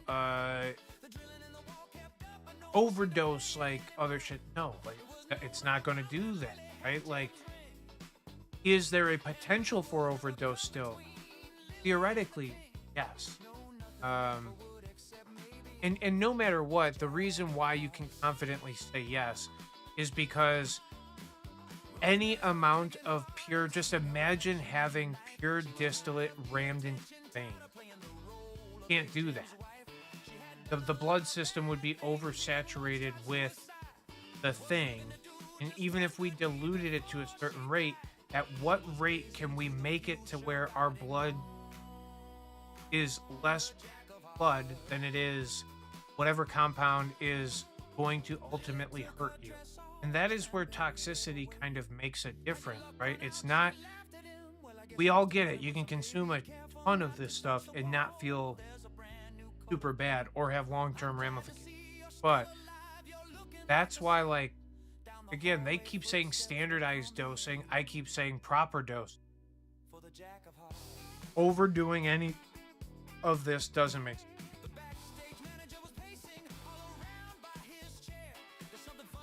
Yeah, it's all guided and supervised right now in Chi-Town, from my understanding. I don't believe it's the same thing as like, well, not really, because you're allowed to take your ketamine home with you. I don't know of any states currently that are selling psilocybin through a medical like dispensary in the capacity like a dispensary. So if you know differently than that for me and let me know where it's happening, I'd love to hear it. I know Oregon was a very early adopter of it. I know that Colorado adopted some framework for it, and then I think they kind of like pulled out and backed out kind of last minute. Yeah, I don't know full blown Chi-Town either, but I do know that people are actually taking guided journeys with psilocybin. And when I watch, because there's a pretty good video of three older women who never obviously psilocybin who go into a maybe one of them did, and I take it back for being so like cool. Obviously, maybe one of them did, but I don't think that they are like they're not your stereotypical drug user. It's a very well documented one. It's on YouTube. People like sit there with them, put blank or pillows over their eyes, and put headphones on them for times. And I think when I watched them administer the amount that they did to those women too, I was like, I don't even know if that's necessary. When I have had my best controllable experiences, it's been very, very low dose, very small. Like I'm not trying to. And are there times when doing more, for lack of better words, heroic dose might beneficial? Like, yeah. All right. Especially in the hard rewiring. But I think that's why, even in the study that just got done, the rats and everything, they were talking about the potential for risk or harm that could be caused by the use of, which is like when we are rewiring different parts of our brain and we're trying to get uh like a psychological benefit, like a PTSD. So you have a PTSD trigger, and we can figure out what the trigger is. We know what the trigger is, and then we administer psilocybin, and we use guided paths of you become more focused on the thing, and the thing that you become focused on is kind of how your brain becomes required, right? It's not that you are becoming less intelligent, maybe, where like you're going to overwrite some of the stuff, as you are overwriting the triggered responses that are telling you fight or flight, right? And in a guided situation, somebody could we could make sure that somebody wasn't overdoing something theoretically. Y'all see what I'm saying? So, yeah, I love that. I love that we're making progress in both of them. Cannabis and psilocybin deserve to be spoken about as potentials for you to take your health back into your own hands, to not have to rely on massive insurance payments and the medical guidance that a lot of times can misguide and misrepresent people. um I look forward to the days where more people genuinely take their health into their own hands, and I only look forward to it because I witnessed so many people suffer it. And I've been called an empath a lot of times. When I was literally in cannabis, it was about the third time somebody asked me, "Are you an empath? Do you know what that means?" I said, "I don't have the slightest." Obviously, I know what empathy is to a degree, but I just couldn't put the two together. And now that I really understand, oh, 100%, I can put myself in your shoes, and through your recanting of experiences and my sitting next to you while we consume some cannabis together and talk about the intricacies of our lives or whatever, I can see that cognitive positioning like changing, transitioning. You know um I'm a massive uh advocate of you finding that mental comfort. The amount of people that I was around in the Western medicine space, people, I say Western medicine space, talking about the the cannabis industry when I worked for it, a massive amount of people said I'm off of all of my medication. All of my medications made me feel like zombies. Currently, because of my cannabis use, I don't have this zombie thing going on anymore. And I am like, I feel like I'm human again. And I think that maybe that what I was talking about, psilocybin stimulating the parts of you that make you be more present and available and aware of your surroundings. I think cannabis does some of that also. Um,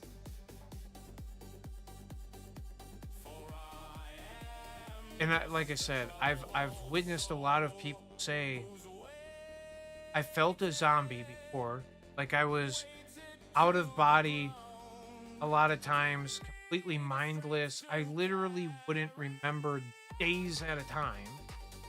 To all of a sudden, I'm enjoying myself again. I feel more present in the moment. And I don't feel like I'm missing out at this. So, like, how do you not get up after that, empath or not, and go, hey, stop having a bad opinion on it. Stop allowing those things to rule your life. And it's the same things that I talk about all the times, right? Like, if you let something be a placeholder in your brain and you go, yes, forever, I am and I identify as that, pro or against, the leader or the follower, whatever it is, the second you become that, oh, I am this, and you try to identify as it, all of your actions follow those of expression and literally are turning yourself over to, it's slavery. It's I could go off the deep end with a little tinfoil hat here and go, okay, well, you're enslaved to the system, but this is why I'm saying take your health back into your hands. Stop 100% being enslaved by yourself, to yourself, right? Because you're not willing to put the efforts in yourself. That is a big fail of a lot of people right now. It's when I talk about handcuffing yourself to medical professionals. I'm not saying don't use them. I'm saying that if something sounds either too good to be true or sounds too scary to fucking do it or to go through it, then take the time to study a little bit for yourself, figure out a little bit deeper what it is that you might actually be going through, and stop just accepting that you are now a medical that's all that you are. You're no, you know what I mean? Because I watched a lot of people in my life allow that to become better than they were, while all the while I knew that they were exponentially stronger than they gave themselves credit for. And one of them I can talk about it like it's one of my favorite humans in the entire world. It's a direct impact because I witnessed what can happen 100% transparently. I also was beneficial enough to have a few people at the beginning of the cannabis industry, very medical process, whatever, allow me into their homes to be a guide, to be a buddy, to be a conversation while they were going through end of life care too. And like I said, there's no comparison. It's not even, I think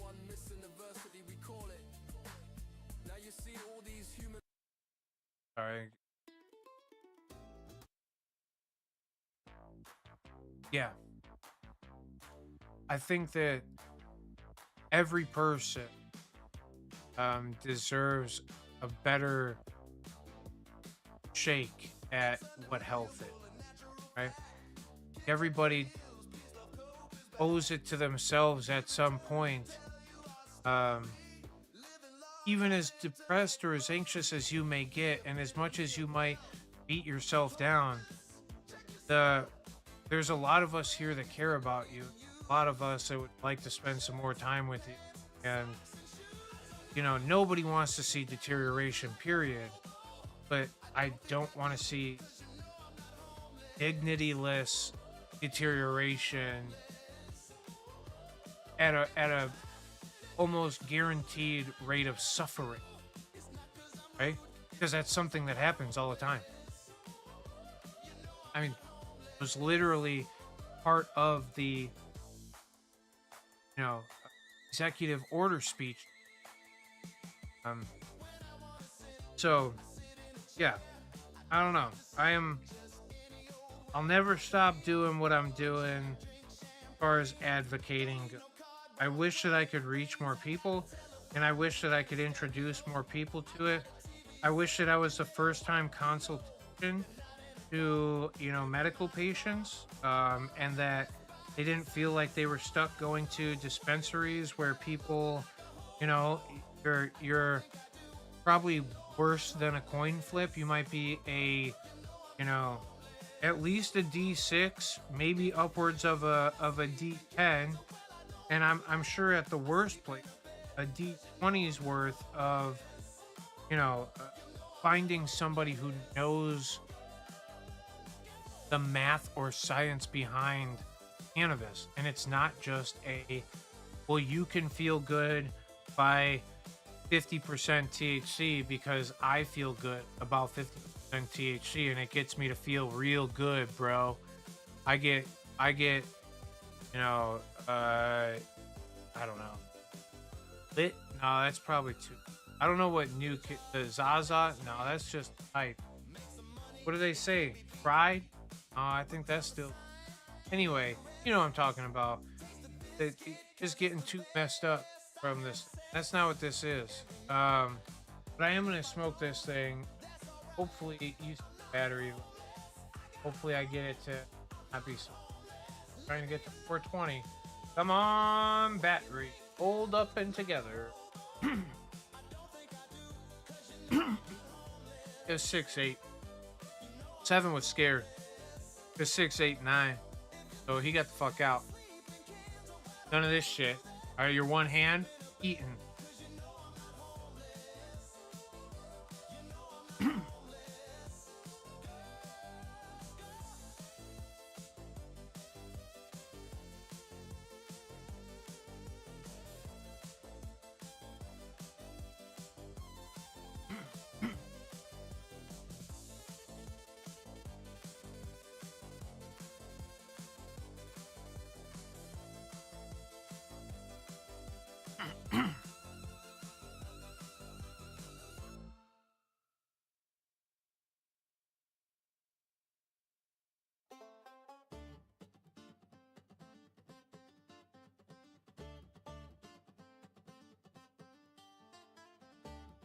Do not.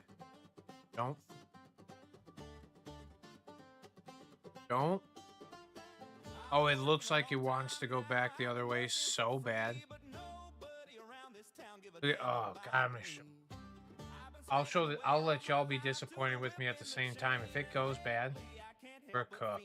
Look at how slow it's raising the temperature. You see that little battery thing right there. If it starts going the opposite way, oh my goodness. Come on. Be silly. Oh, it's going up so slow. Now, rose up. It might get there.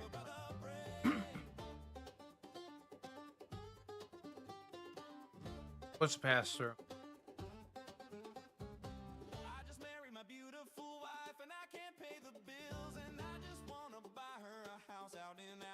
Oh, come on.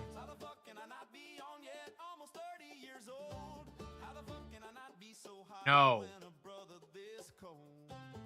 No, guap. I'm not talking about disappointing. That's a That's the real disappointment there. Think I can open it up and figure out how to make it happen?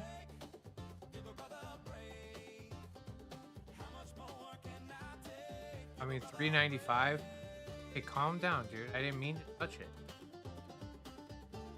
I just figured get a hit or two while we're up close to the. If it dies, look at how slow it's still going. It never goes this slow. All right. If you start to see it drop here with me, I'm gonna get. Oh, we're gonna get mad together. Hold on, almost there. Oh.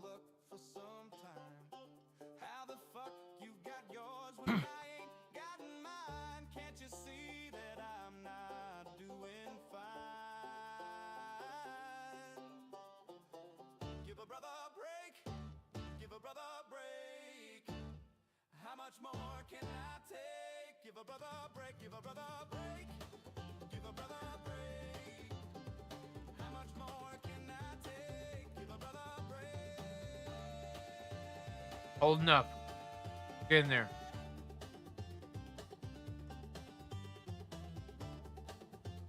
What else is going on? What's up with all y'all? How's everybody feeling out there? Cheers to you, Bear. Thank you for that. Here's Guapo and Chi-Town Hi-Fi, Dudley Dawson's Onamite, Frank La Barbara. Who else do we?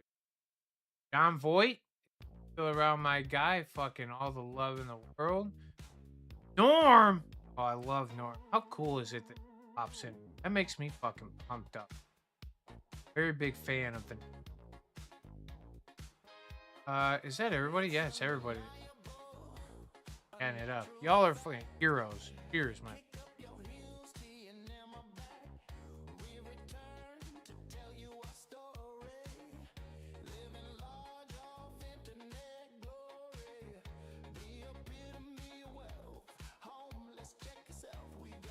Oh. Just gets better. Every puff you take, it just better and better.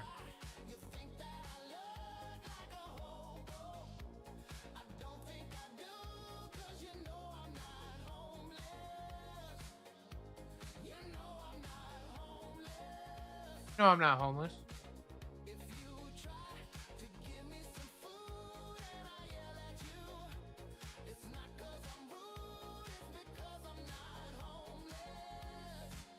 That wasn't it.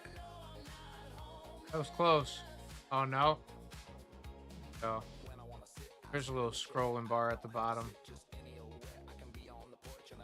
I gotta change this. Still federally illegal? Is not. I'm gonna put is now federally rescheduled. That's gonna be the new disclaimer that goes across there.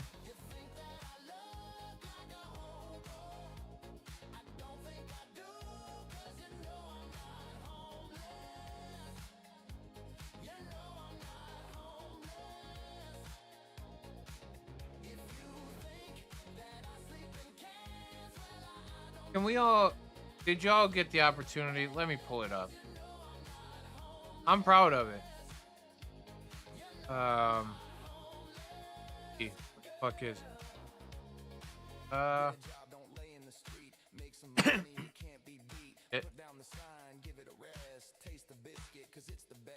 Y'all get to see the thumbnail? I just want to point out one part of the thumbnail. Do y'all see this right here? He made that dude holding a big fat Jeter. Look, can I tell you what happened? Now, for those who are, if you know anything about computer designing or anything, fucking graphic, whatever. So this picture up here is the same picture as down here. Oh, thank you, Guapo. I appreciate the hell out of it. So I cropped out the book, we cropped him, whatever, got only down to the hand and whatever. And obviously when I bring the joint in, the joint stays over the top of his hand, okay? So all I did was duplicate the masked version of this, cut off the arm, all right? Did exact duplication so that it was the exact same size. cut the arm off, erase this whole back bit right here. That was him because obviously only the subject, which is Trump with the book. Got rid of the book. And then I laid that joint on there, but his fingers were still underneath the joint. So all I did was just erase everything else except for remade this little part of it in the copy and then pushed it back up and then made it fucking like connect to the part of the arm that I could see pretty damn well. That is not why it's hidden here behind the E matter, but this right here, I want to make a damn. I'm gonna probably, let's not lie, I'm probably gonna thank you, sir. I felt very accomplished in my designing skills here. Um, and then this here, the little bubble with the text inside of it. You know what I mean? There's something very. I felt so accomplished to put this little picture here. Good. Anyway, this is probably shirt worthy. Okay. I at least want a hat that has this on it. I got a few extra shirts that I might put it on at some point.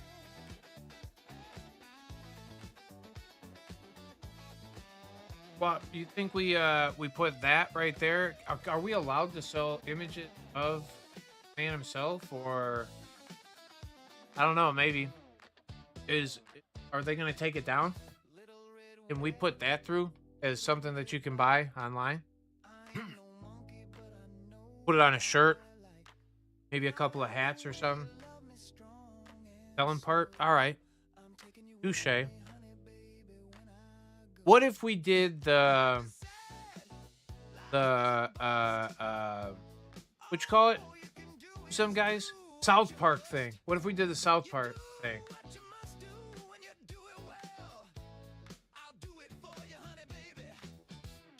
Wow. Fuck.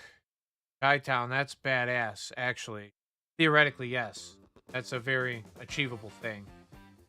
But what if we did like the South Park thing? They're probably not allowed to merchandise any of them. And they probably, do you think they get I think they got talked to about the damn I think they got talked about that episode. Bro, I don't remember. I don't know. I don't pay close enough attention. All right. I also don't pay attention. This I'm concerned. Smoking it through this way because it just tastes good. Not getting like super punched. And then just all of a sudden, boy, does it creep up on you. Okie dokie, Smokey. No, I'm just trying to get all the words right.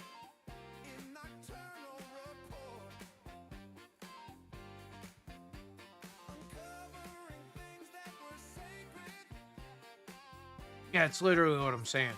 We can make that happen, Chi-Town. But and we wouldn't even have to do that. We could make our own version of it. You know? I mean, there's some really cool AI things out there now.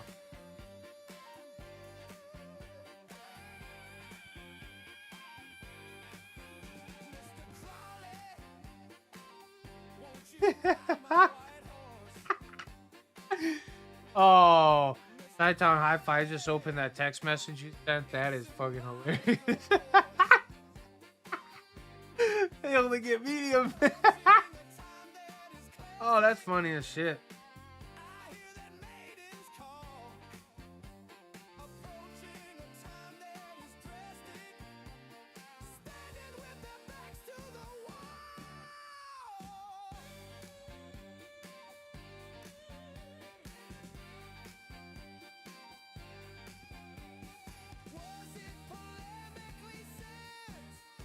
All right.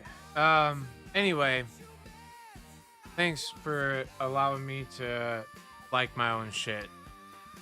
I thought it was fun. What else? What else is really good? My friends, they're really good. The Guapo, great human. I genuinely just enjoy when we spend time together. I really did enjoy, and if like while we were sitting there with Joe and Chris today, and you and like whatever, there was this like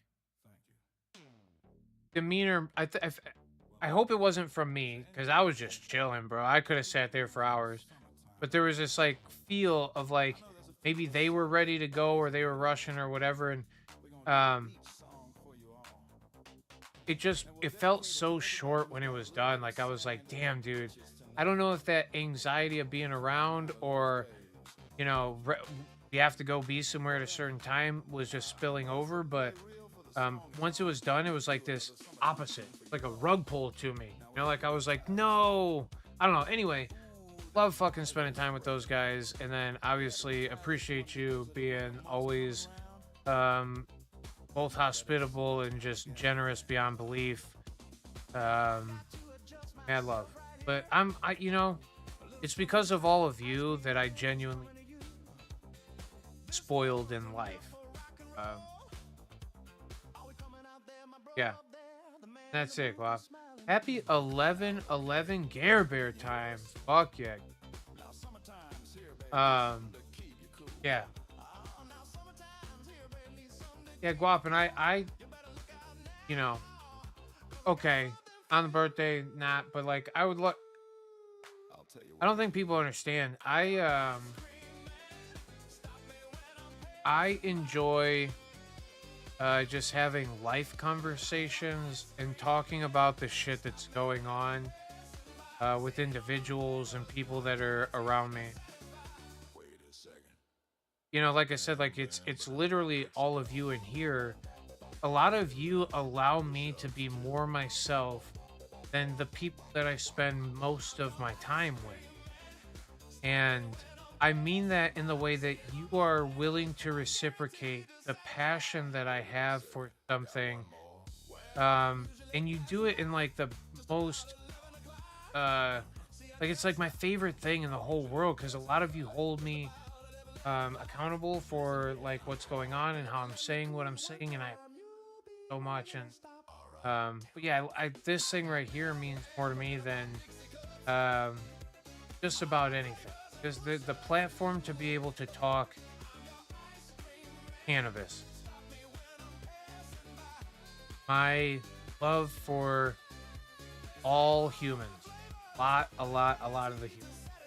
There aren't many of them that I feel like I don't love. And when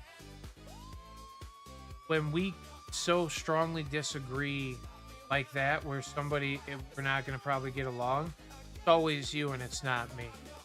I don't stand on a standpoint of anything like that where it's like judgment or anything. And I think a lot of us just want to be accepted for ourselves, what we how we do it. We're not, I genuinely don't want to be like famous or anything, or you know what I mean. I don't think that that's what any of y'all think anyway, but like a lot of people are like, why do you do this YouTube thing and why do you talk about cannabis so much and whatever. It's like, it's not to be that.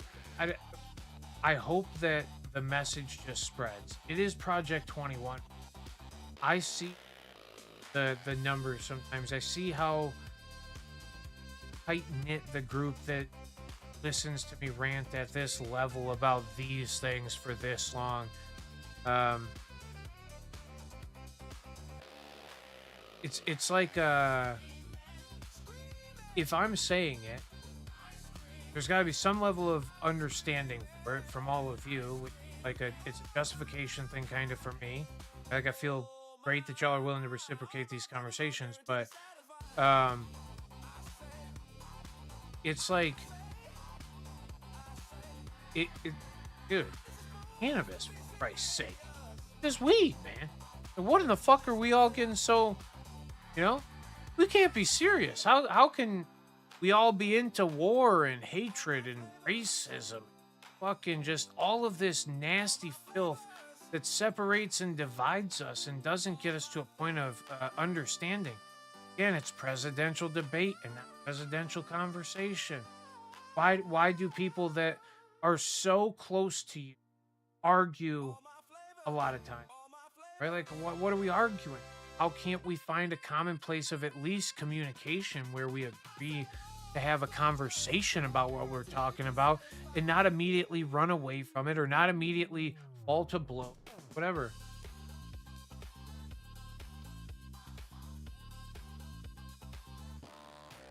Up to me.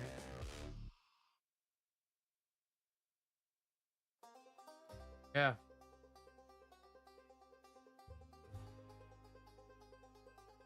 Cool. Um, the one bop. Uh, yep. You look so amazing in that sundress. Wonder what you look like when you're Yep. undressed. Yep. I hate murder. I hate war. I hate people building bombs to kill people that are poor. I hate a little. I hate a lot. I hate people who don't know what they got. Yeah, I hate that I hate and I hate to be, oh man, that's damn fucking, that's a bop. So what's the harm in flirting, baby? Is that the one you're talking about? Friend's a bitch, he ain't shit. He can suck on my dick. I ain't with all that shit. Why he Man, dude, it's gotta be. while he out fucking around with them hoes? 'Cause your boyfriend's a bitch, he ain't shit. Yep. He can suck on my Oh, we're getting down there. All right. Well, hold up. We might actually be close to it. all your friends tell you you need to let go. Seem like you still got your ass in your check though. But you know what they need on Suno is a search button. Oh,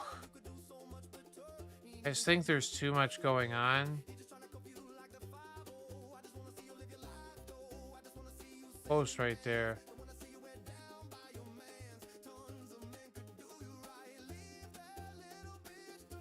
Oh my God. Happy birthday, Dudley. Dude, we're back there. I don't know if it's before or after. Gotta be before, right?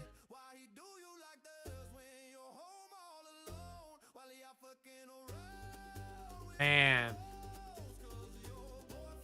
I love. Oh, I am fucking going through. Oh, and there is so much music on this playlist. Some great things. Salsa Courier, my friend. Oh, here you go. Horn for you too, brother. Happy Thursday. Thanks for coming in. Cannabis has been rescheduled. You know what it means for you and me? Not a whole lot. Not old enough. I hit my first signer.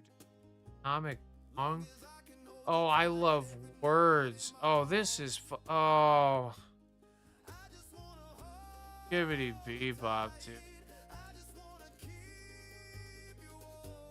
Dude, what in the world? Gibbity bebop's dude. Dub, dude. Shit. Oh, man. This is... Oh, Drum in the house. What's up, Drum? Happy Thursday. Here we go. Yes, Drum. Dude. You know what? I think I need to download a lot of this music. You know, I'm literally holding it like it's like... This is one of my favorite DJs in the world.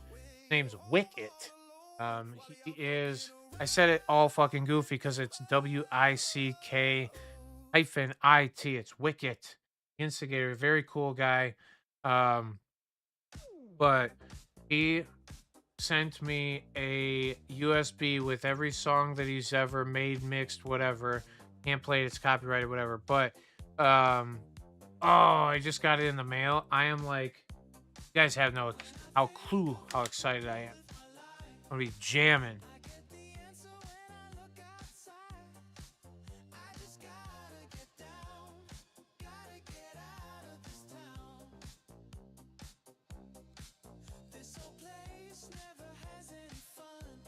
Ah, shit. What's going on with you, drum?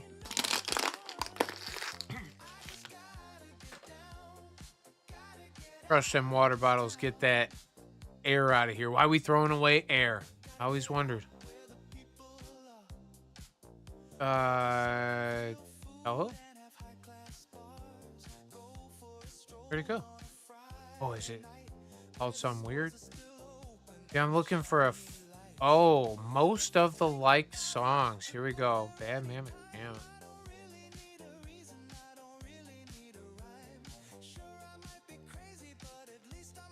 Wow. Oh, dude. I already have it downloaded. We're gonna play it. Oh, get this. I hate murder. I hate murder. I hate war. I hate people using bombs to kill people that are poor. I hate a little. I hate a lot. I hate when people don't know I what like they that drum. got. I hate hate. I hate fear. I hate all the threats. I can't end with the spear. I hate to say forever. I hate to say love.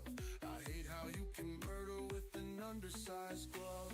I hate to be a hater and I hate that I hate. Cause if I had no hate then everything would be great.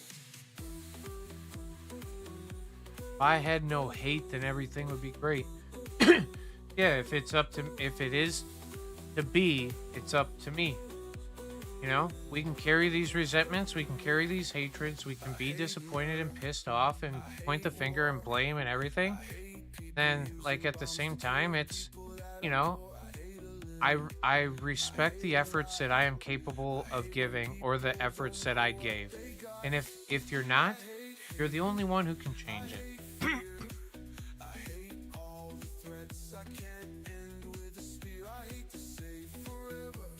Dude, here, bro, I'm gonna have to drink some more. You over here poking on air.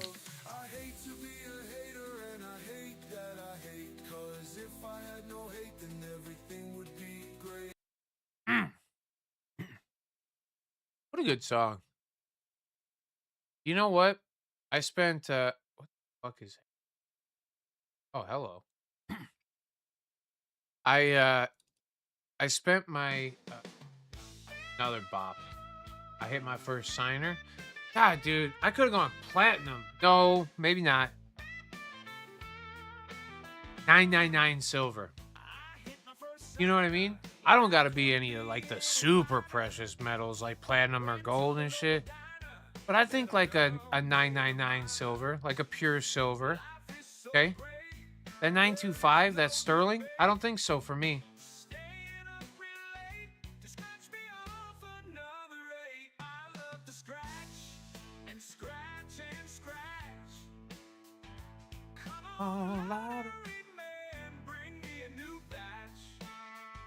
Got a little cash. I want my night to be up last. Come on, Potter. Bring me lucky batch.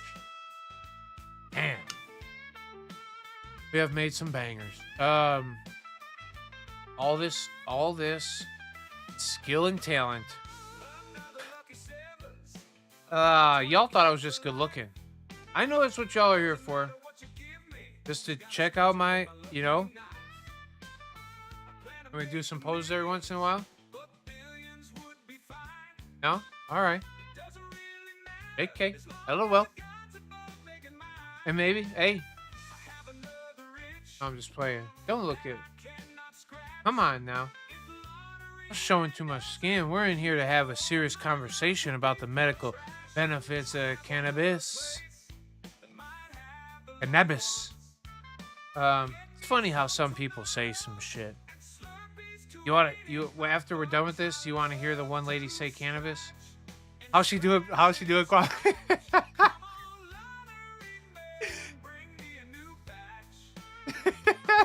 Cannabis.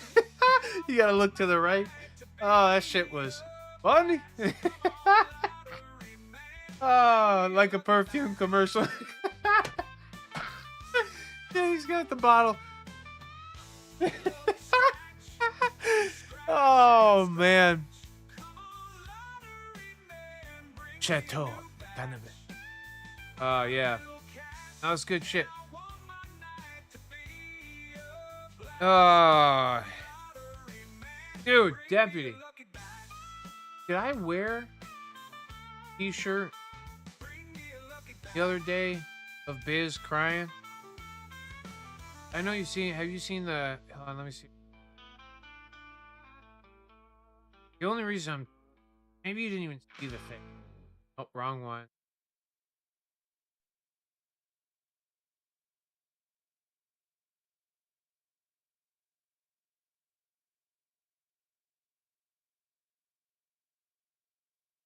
What the hell? There we go. Okay. Did you see this one? The little crying Biz. Oh yeah. All right. I had a shirt of that, and it washed out. The first shirt that I've ever made, but it was 60% cotton. I kind of anticipated it not to work. I found some 50/50s that'll hold some ink for a little bit and not bleed super hard. So, you know, what am I? Fabricologist? I don't fucking think so. And I just want to I just want to find this lady really quick in Nebus. Oh, come on. Where's she at? Oh, is she talking right now? Oh, he's got. Oh, nope, nope. That's the fuck, dude. Say words, miss.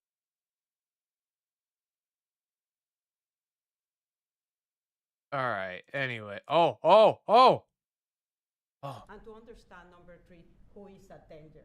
And it is knowledge that will allow us to optimally benefit, take the benefits that may be behind cannabis, as research shows. Cannabis? But on the other hand, Watch. also enable More time. us Can we go better back to 10 do seconds? prevention interventions to protect those that are most vulnerable. Knowledge that will allow us to optimally benefit, take the benefits that may be behind cannabis, as research shows. Cannabis? But on the other I love it. I genuinely do. I'm not even trying. There's no fun being made here. Fucking love how she said cannabis. Yeah. It's interpretable. You call it what you want to. A lot of people call it hemp. I don't know. Is I'm trying to tell you this plant does some cool. I'm happy that I've had it be part of my life. I'm happy that it's brought me, probably all of you together. It is purely cannabis that has connected a ton of us. You know, no matter what, like I said, and I appreciate you all having these conversations, seeing this progression, knowing what the future could be, where and it's the medical benefit to the patients that I know, the people that you love, that you seem benefited by it yourself. You don't feel guilty to feel good. It's okay. You don't have to justify it. It doesn't have to be for a conditional reason. We all deal with anxieties. We all deal with stresses. We all deal with pains, no matter what. And to use this thing and effectively get relief from it is one of the things. And this is why I tell a lot of my friends that are listening here too, maybe you feel something still, pains, anxieties, depression, psychological, physical, whatever the feeling is. What is that feeling? And let's try to overcome it, because there is a tool that we have at our disposal with it, which is capable of giving that alleviation.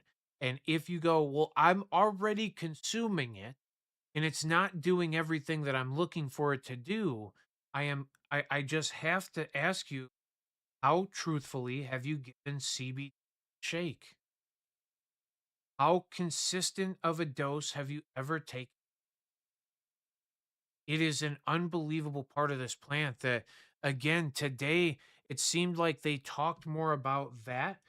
They did the actual benefits of the plant to an individual, whatever. But you know, what a um what a tool. what an awesome uh, thing that again, in every aspect of what it's done, community that it builds, the conversations that it builds, the health that it builds, the character that it builds, all of the things that cannabis has really um, been used for a very long time. And then also think of when we talk about cannabis, this badass plant, I talk about it very much so in the ingestion aspect of it. The tactile application of it, obviously, where we're making fibers and plastics and oils and proteins for our livestock and bedding for our livestock that is genuinely more beneficial and less microbial and less, you know, it's just all the benefits heavily outweigh some of the and do away with so many of the negatives out there that's like, how aren't we recognizing, you know? And today, whether our advocacy is working, hey, Project 21, baby. If you guys are doing your part, I'm doing my part. You know I am. If that's working and we're starting to wrap around the world, whatever it is, um, said I got some cage free. That shit was hilarious, Chi-Town. That shit made me laugh super hard. There was a news story that came out. Was it real, Chi-Town? I think, right? Um, some police department said that they showed like a picture with a box of cannabis in it. And they had like a handwritten sign that said, I know it's a rough season. Come get some of the finest, whatever. And it was like free. Um, yeah. But it was Weeping Angel. I have free cannabis for all. I love that. What's up, my friend? Yeah, I love the idea of cannabis being more of a regular means of, again, maybe it's not only just taking your health into your hand, which is what I say a lot of times when I'm talking about cannabis, but maybe it is taking all of the things that I wish for during 11/11, right? Happiness, health, love, and wealth. Um, it's and again, you've heard me say wealth. I mean, not just monetarily, because I think people freak that word up. It means abundance of and fulfillment, and you could have a wealth of knowledge, right? So it's not just always physical paper, but cannabis can absolutely lead you to understanding and knowing happiness, even if it's just that little buzz we get, just that little comfort of the F-it-alls or the community of it. Like, obviously, that's evolving it in, like, purpose and reasons for happiness, but also, like, happiness can be measured in many of other things. People can be happy to be healthy if your health was deteriorative. Then all of a sudden you got a clean screen. Be happy about your health. You could be happy about what level of love you're in and what level of wealth you have. I think that it can be dangerous in any if it's happiness for wealth in the money space. Anyway, but you can take your health back into your own hand. Take your happiness back into your own hand. Cannabis is one of the most loving, connecting. Now, don't get me wrong. Is it to the levels of an ecstasy or something of that nature for the connectiveness that we feel whilst under the influence of certain drugs? As far as attraction in the love space or whatever, no, right? Like some other things really get you ramped up and going, and they're very connective. So, um, but it's a very good space for us to go sit down and have a conversation and to smoke a pipe together and go, we're on the same page of things, right? It also it can be your level of wealth. Like you can obtain wealth through cannabis, whether that's working in the cannabis industry and making money from it, if that's on his wealth, or if it's just in abundance, just you have the ability maybe to grow and you grow as much as you need, and because you have the ability to grow more, you feel like you'll never run out of it. That's a beautiful wealth to have. Um, or if you went to Michigan and bought a few extra containers of gummies or joints or whatever, and you took that risk to possess more than they want you to or whatever, so that you could sit back and go, you know what, I have enough and I'm comfortable with it. That's why I advocate for access to increase the limitation of allow people to be humans. We're not like this doesn't have to just be some medical experience. It doesn't just have to be some recreational experience. And it is not black and white between the two. As you continue to hear me say, medical um uh uh prolonged cannabis use period is medical use. So hey groovy, smoke a doobie, baby. I'm with it. Caught with me. Charge you. Yeah, weeping to a good degree, right? It's always who you run into and not what you've done. I recently had a buddy who got pulled over. Had he said, "I promise you, it was less than 5 grams of cannabis, but it could even be less than an eighth of cannabis." And I had like a couple packages of gummies. Um, and they told me that I had more than 30 grams of cannabis. I said, that's not how this works. Like, did you have 30 grams of flour? He said, no. I said, did you have over 5 packages of 100 milligram edibles? He said, no, I did not. I said, did you have more than 5 grams of concentrate? No, I did not. Then you, sir, were legally in possession of cannabis and they stole your product from you. They are, it's who you run into sometimes. So yeah, it's there's still that going on, and that is why I want there to be a descheduling of this so bad. That's why there needs to be a descheduling so bad.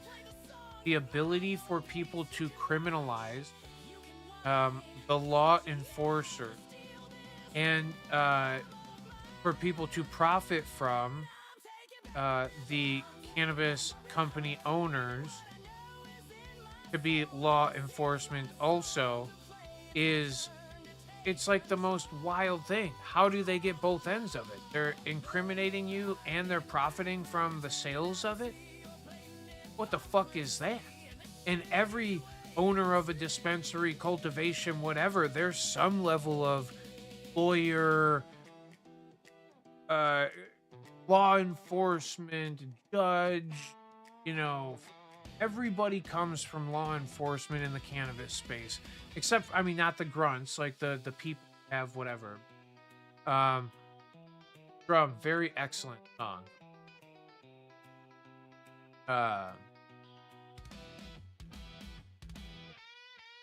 Yeah, I just, I love cannabis and I love you all. It pumps me up again to the whole point of what I've been talking about, that we even have this space that you all come through and do what you're doing, hanging out, chatting, talking. If I can ever answer more questions, if you ever are going through life and you feel like you want to talk about something, it does not have to be here. I do enjoy literally just talking life, what the fuck's going on, you know? It could be about anything. I genuinely like to hear people's experience. helps me feel like I've, experienced other things too, or at least I've been exposed. So, hey, this song, I put a thumbs up on it and it comes up in my liked playlist. There's a couple of them actually. I hope it's all right that I play your music. Don't copyright me. Don't call me names. Don't get your pleasure from my pain. In God's eyes, we're all the same. That was the worst. I hope y'all ears aren't bleeding. We'll all have perfect. Don't laugh at me. You know what I mean? Whatever the fuck that means, but you know what I mean. We're all the same. Different but the same. Mary. What is it? Peter, Paul, and Mary. Get you some.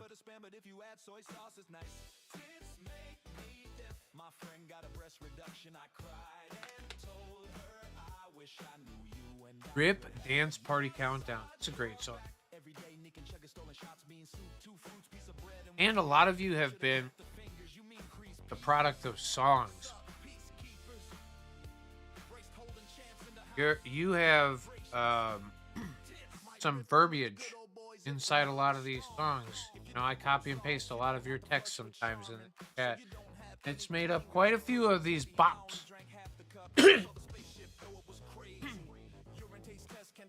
I Hate Murder, I Hate War was a driving into work and then beginning of work song one. And this guy is vitamins. I am the medicine you need, Kev. Something said here will change the trajectory of the solar system. Yo, this crab was asking me if fish can fly. Dude, where's Kev Lyman at? That's my guy. He was wild, dude. Put him on the live. I fucking love that. That was wild. Bob, I think I'm about to probably call it here myself. Like two brother, thanks for Kev was funny as fuck, dude. That's what I'm saying. Dude. Yeah, he was a little quick with some of the words, so I had to be like, hey dude, chill out. Prove you're not an AI bot. Boop, ticket, boop, boop. It's hard to prove you're not an AI bot.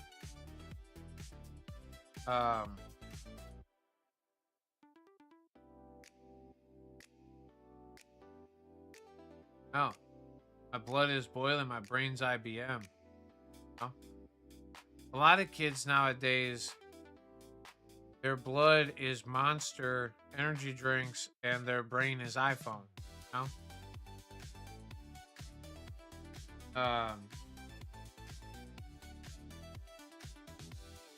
Yeah. Nighttime, you don't have to rush away.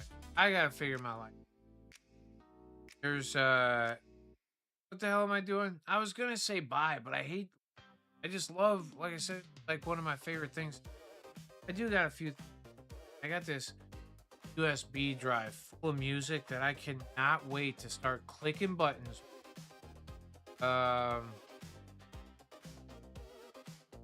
We are the Borg. It's undeniable, a natural fact. Kick up your heels, TNM are back. We've returned to tell you our story. Living large off internet glory. The epitome of wealth. Homeless. Check yourself. We got blankets we don't even use. Yes.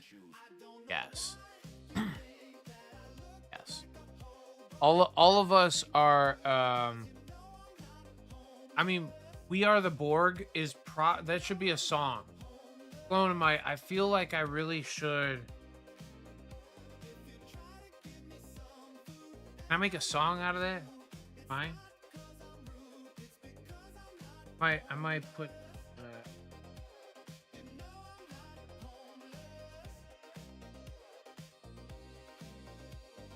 When I want to sit, I sit in a chair. I don't have to sit just any old where. I can be on the porch and I drink champagne. Don't need no cardboard when it rains. I got a telephone and a stereo. Yeah, I like that.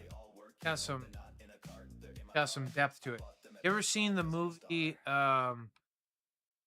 What the fuck is it called? Now I'm struggling. Hold on, hold on.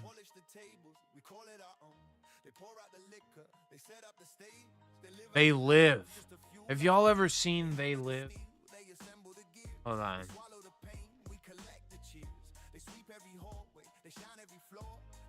Y'all seen this movie right here? Obey. Fucking spend. Yeah. Obey. Yeah. Yeah. Yeah. There's some friends right there. This shit's a great movie. All right. Actually, um, is there a sequel? I don't know. Doesn't say anything on my on the list right now. I actually I have this Obey stamped in a little silver bar. Um like one of my more favorite possessions.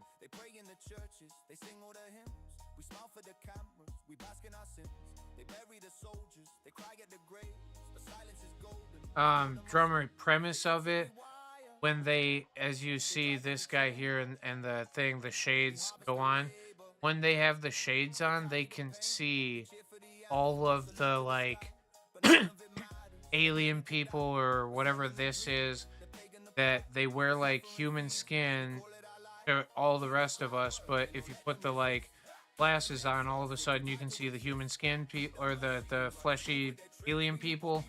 Then like this guy is like the guy who finds the glasses. Anyway, great movie. Phenomenal. Really.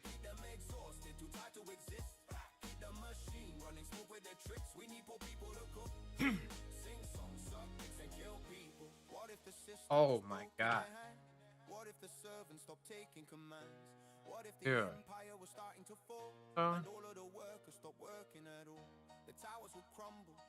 I forget who I. It's a rough song. I heard somebody say this.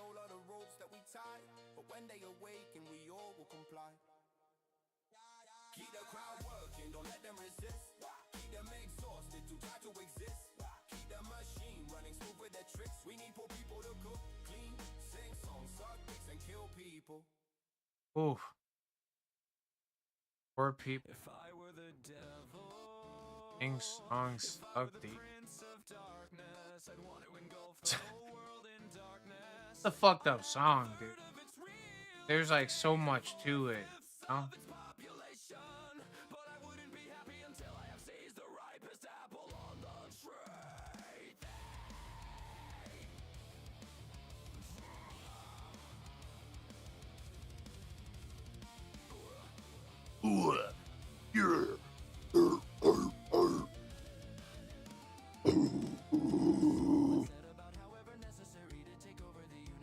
All right. Anyway,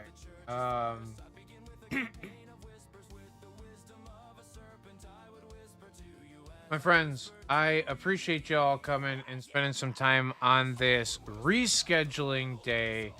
Cannabis is rescheduled. It is schedule 3. We're okay. Nobody should quit their day job to enter the market.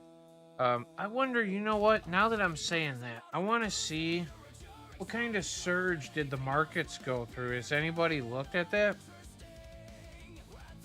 Probably should have been my first take, but it's been so volatile lately. Anyway, let's look at the markets. Let's see what they say about cannabis. Come on. Load up. Dude, it is struggling. Oh. Cannabis. Shut the fuck up. Wait. Cannabis stocks went down.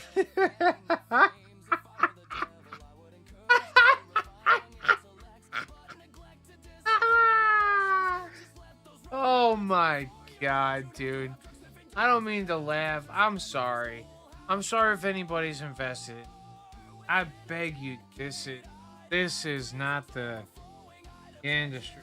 What the fuck, man? But I think it's because they popped so hard. They're still up massively in the last week, but they definitely like aren't near the highs. Let's just say that. Oh my goodness. More of the and this is where I think we can back up some of our friends. Some of the biomedicine spaces that are in cannabis are getting a little more attention today, but I don't think that that really matters. It might matter that they're closely tied to hemp farms that have already been producing like the Epidiolex and the Marinol. I'm not sure that that's true. Don't take my word for it. I have no. Um, dude, yeah, I need to take that. Oh, hold up. I'm gonna put cannabis is federally rescheduled. So I'm gonna. It's true. It's not like legal anymore.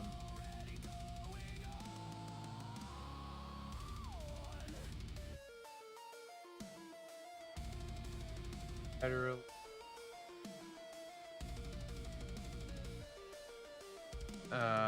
Controlled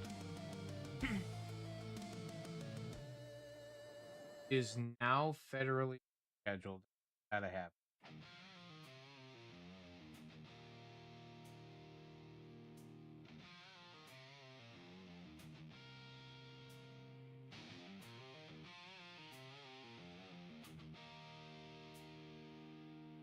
Oh, wait, hold up.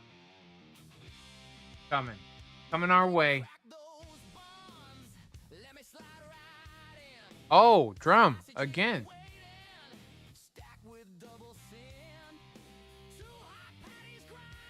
No, drum does not effectively end rec at all. Doesn't touch any of it. Yeah, it is definitely. Um, no, nothing. I don't think anything will change at the state level cannabis programs, medical or recreational. I don't see that changing. Everybody has been saying Schedule 1 drug is worse than Schedule 3. So while it was Schedule 1 and not recognized as a medical product, all these cannabis companies, medical or recreational, all existed while it was Schedule 1. You think all of a sudden they're going to stop existing now that it's Schedule 3, or they're going to start complying more so because it got descheduled? Nay, nay. That is just a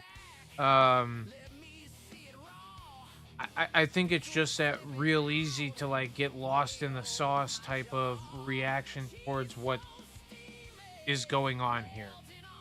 There's still interpretation. That's why, and literally we went through. This is the executive order. I will link it down below. This is also the president's address with the it's not a presidential address. I don't believe this is just the meeting or the announcement of. But he is addressing the fucking people. So anyway, this is his executive order signing.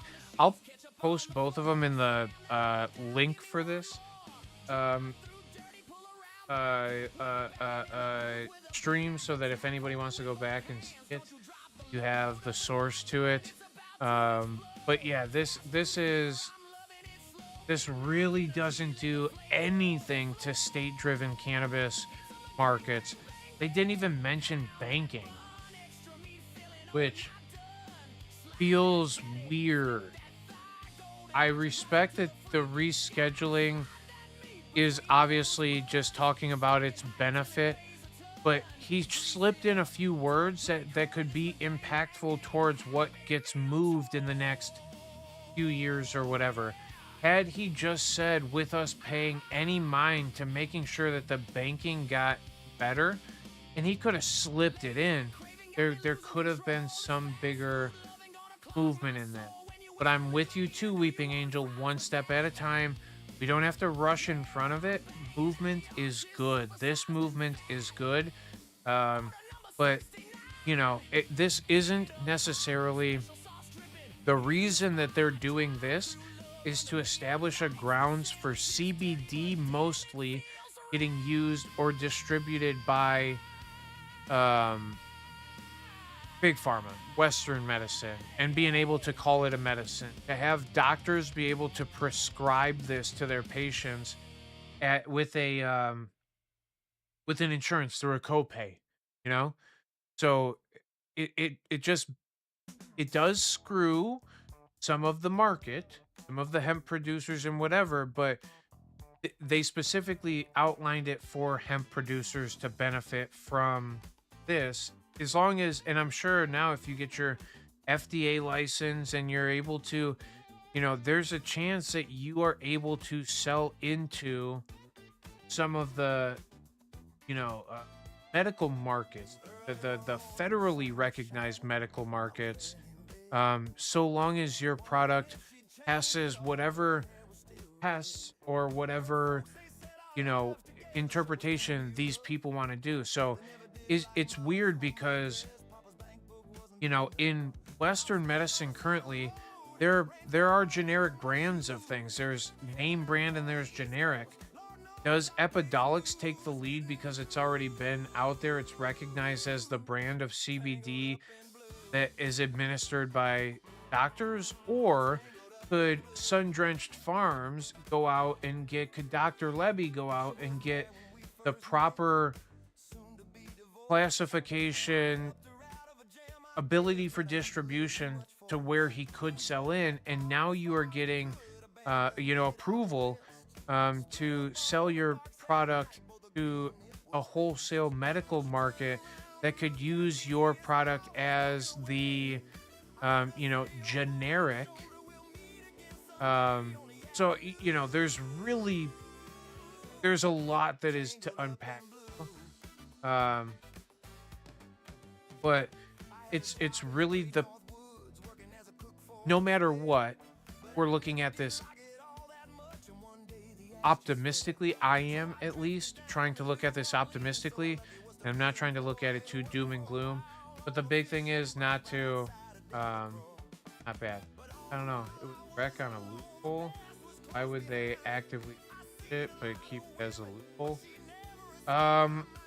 Wreck is so it's not really a loophole as much as it is when the government said we won't spend any prosecution or any money prosecuting state cannabis programs, right? And that's, I think, maybe the beauty sometimes of the amount of places, states that we have to go live, where there are more progressive rules in some and there are better accesses to things in other places. But I don't think I rec is going nowhere. Adult use cannabis is going nowhere. And if it's going anywhere, now there's places like there's places almost trying to go backwards. Ohio, we've seen some revisions here recently that are wild, unnecessary, passed pretty quietly at 1 a.m. in the morning. Like, there's some weird shit still going on at the government level in the space of cannabis, but there is some openly good shit going on in the space of cannabis right now, like an executive order getting passed in the favor of.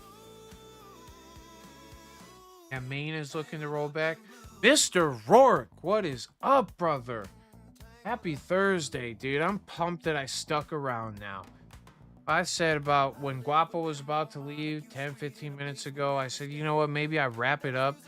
But we've been having some really good conversation about what's been going on today. Dude, I'm glad that you came in and are showing some. It's greatly appreciated. Yeah, and you're somebody that I would love to talk about this. If you've got any questions, we've all been picking this thing apart a little bit tonight.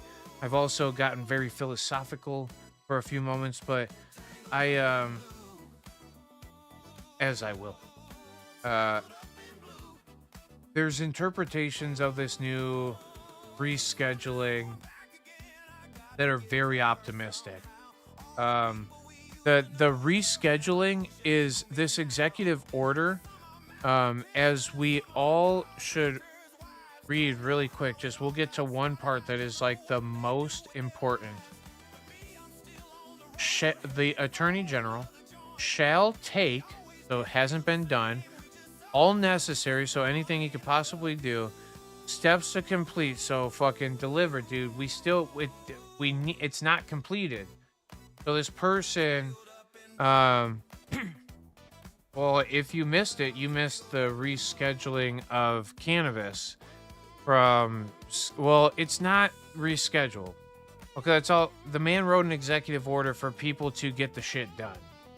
So there is still more people that have to sign their name to the bottom of whatever to make this fully go through.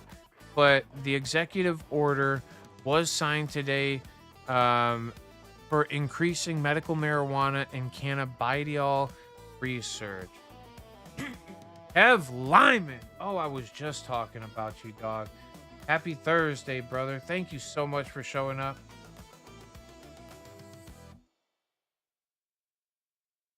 All states can't legalize in this unless this happens. Um, Correct. There are some states that have some very weird interpretations of laws and very closely follow the federal guidelines with this. So, um, this is a massive move in the way of states that are scared or unable to do something for their constituents to go, listen, it's now federally legal. At least put a medical program together. And past that, medical professionals will be able to at least give access to CBD, and in other instances, like we already see them doing with Marinol, THC products as well. So,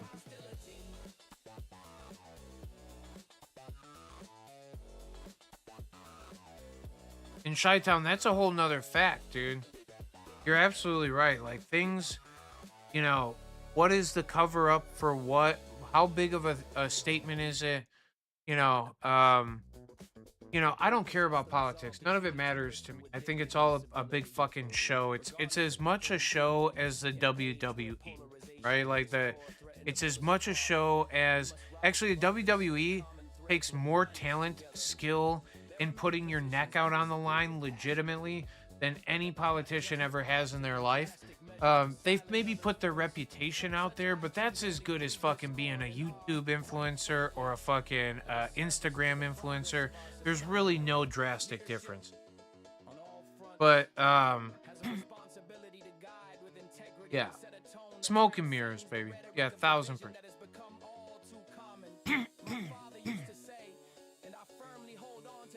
But the steps are getting and going in the right direction for all this thing. Keep normalizing as long as we keep home grow. And Mr. Rourke, as long as there is medical programs in place, I believe that they will still allow medical programs to be medicinal cannabis, like the markets that we have outside of hospitals and shit, right? Because we're almost, when it comes to that, we're almost playing a Western medicine versus Eastern medicine ideology between what will go on at a doctor's office or what's going to go on inside of a dispensary. And they want it to where dispensary's fine, keep on probably doing what you're doing. Is there groundwork laid for maybe there to be some big overtaking? I don't see it happening. Nobody sees it happening. I don't think that even Trump or nobody, I don't know that anybody really in the biggest places of power who can make the difference are trying to reverse states' cannabis program. Different states are, like Chi-Town just said, Maryland, but Um, can only believe in what you don't know. That's why you have to believe it. oh, Do you believe in dude, mother and father? dude, can't believe something and know it at the anyway. um, things are moving in the right direction. Home grow again, that's more on the eastern side of things. Western is going to be the accepted by insurance process of it. I don't see your insurance necessarily flipping the script all of a sudden and giving you money to go spend at the dispensary. I know some people who have, I don't want to say gamed their thing, but have the loophole in it where they do get paid to buy medication, and as long as they pay for medications, they get reimbursed the monies of it. And I know some people who were submitting cannabis receipts as their medication, and they were getting from their insurance companies those whatever it is, dividends or fucking receipts back, or refunds back or whatever. Yeah. So um yeah, but in the right direction. I respect, but how quickly? But we also like, how long has it taken since the first medical program? It's 30 years almost. 1996 is when fucking California wrote their first um interpretation of a medical program. So we're 30 years into cannabis, so when we talk about not moving quickly, we already know that um but it's acceptance in the normalization of. So I think the more colleges that do studies on it, and the more medical professionals who are writing studies on it, the more normalized and the more accepted this will be, especially when we all know that the results are going to come out in the favor of cannabis. It might even be cool to find out that there are some negative harms to. There's no doubt that in the data, and you can shift data to look like a lot of different things, but in some of the data points that we look at, it seems as though cannabis consumption, especially at an elevated rate, could play a factor in heart risks and like stroke risks and shit, heart attack and stroke risk. So it's just the correlation that they've seen in people that have had it, right? So maybe there's something that we find out through this where all of us go, oh shit, it's actually true and provable scientifically that maybe I shouldn't be doing fucking dab rips and fucking gravity bongs out of the bathtub anymore. You know what I mean? Like there's a lot of, and that's more of the recreational fun side of what cannabis is to begin with. I think a lot of us are more into the medical use of it, even if it's more consistent in the daily use, but multiple times a day. I just think that there is, it's apples and oranges. Western cannabis consumption and Eastern cannabis consumption is, and for what purpose? Anita and Lucy, what's up, my friends? Oh, Kev, you were no drunk mess, dude. You were funny as fuck last time. You had me dying, dog.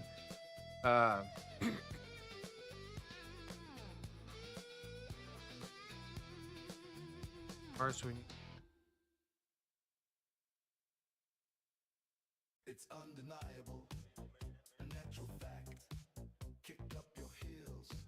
oh, dude, you were, Kev, you were funny as fuck. Leaving a.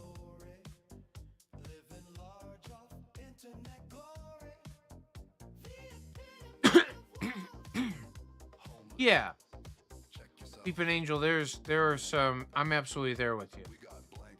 I'm pretty transparent in a lot of my things because it's opinion based, and my anecdotal evidence based things that I do. The evidence is, take my word for it most of the times. Personally, did I experience it? I did. Is my talking about it an interpretation of my experience? Of course it is. But I think that's why, like, I've always thought about, I've never wanted to put medical patients on the spot go, hey, how do you feel about talking about your medical journey with cannabis? I think that many of them would be comfortable with it. I know a few of them that are currently, and I would, I hope to be able to at some point transition into maybe publicly sharing that too. But um yeah, this thing is at least my experience with cannabis is so worth being 100% transparent with, and 100% like vulnerable in putting myself out there. But I've been humbled in this chat room multiple times by people who know more than I do. Or their interpretation of it changes my perspective on it, because we have to be able to look at all things from all perspectives before we truly know what it is, right? We only believe that we know when we and that it belief and know you can't do at the same time. You can believe that you know, which means that you're pretty solid on your ideas, but you believe that, which means that you're like only 80 or something percent sure, and maybe even less at times, maybe a bit more at times, that you are correct in what you know. Happy 11/11 fucking Central Time, Gare Bear. What's up, brother? We've watched them both now. 11/11. Shit, what time is it in Hawaii, my brother? It's probably got to be like fucking. I think we're CDT right now, Central Daylight Time. You know they changed that, CST and CD, Central Standard Time and Central Daylight Time. Just fucking get rid of the middle letter. Stop fucking with the light schedule. Respectfully, we're in a part of the globe that like shifts out of the path and the pattern of the rotation in the sun for a few extra days than other places. And it makes our days a little. It doesn't really. I just hate when it's dark at fucking crazy.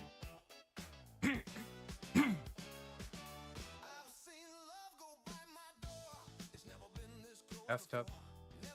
Fast hunter. So seeing some finally. And Chi-Town, it's been even less than that. I don't think it was until World War II, so like 44, 45, 46, that this left American pharmacopoeia. So we're 80 years, right? So is it multiple generations? Yes. My grandmother's in her 80s. So like we're not too far away from like she was alive. No, she was born in 37. Yeah, she was born in 37. So she was alive for 7, 8, 9, 10 years when it was, well, in rounding, right? But that's the whole thing, is like it was accepted. I doubt that my grandmother at the age of 4, 5, 6, 7 cared much about the medical world. So then she was a product of the reefer madness era of cannabis, right? So yeah. I want to say also in like I'm going to guess maybe before I ask it, 52, 56, 52, 56. When did Reefer Madness? Whoa! I was fucking wrong there. 1936. 20 years. My grandmother, this was a year before my grandma got born, dude. This was the propaganda bullshit that ultimately helped destroy cannabis. I thought it was even after what had happened, because I thought like a lot of the propaganda that went into criminalization of it was literally like border war, you know, dirty drug lore, all of that was what really went into the propagandist side of things. It also was because of the paper market. It also was because of there's a tons of different markets at that time, logging, that were like, yeah, fuck that. We're not gonna let you come in here and take over all of this shit. More like 9 years. Yeah, yeah, we're closer to split the difference between us. Um, yeah, shit. Te- Preach, bro. Um,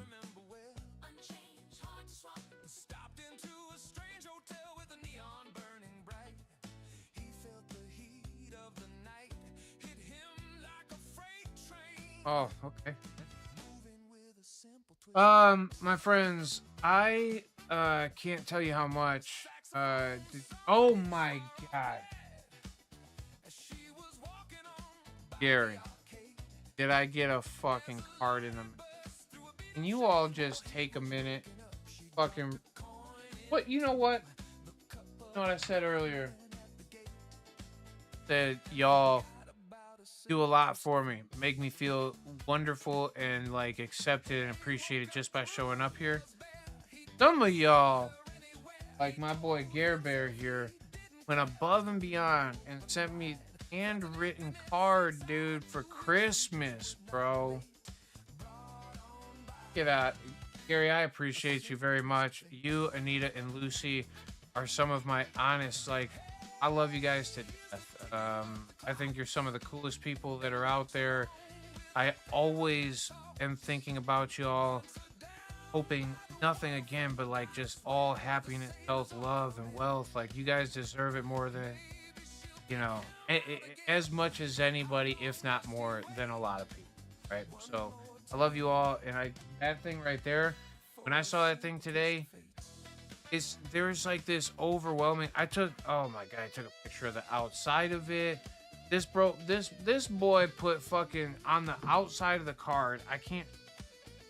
This it shows his address and. But this man put fucking saggy.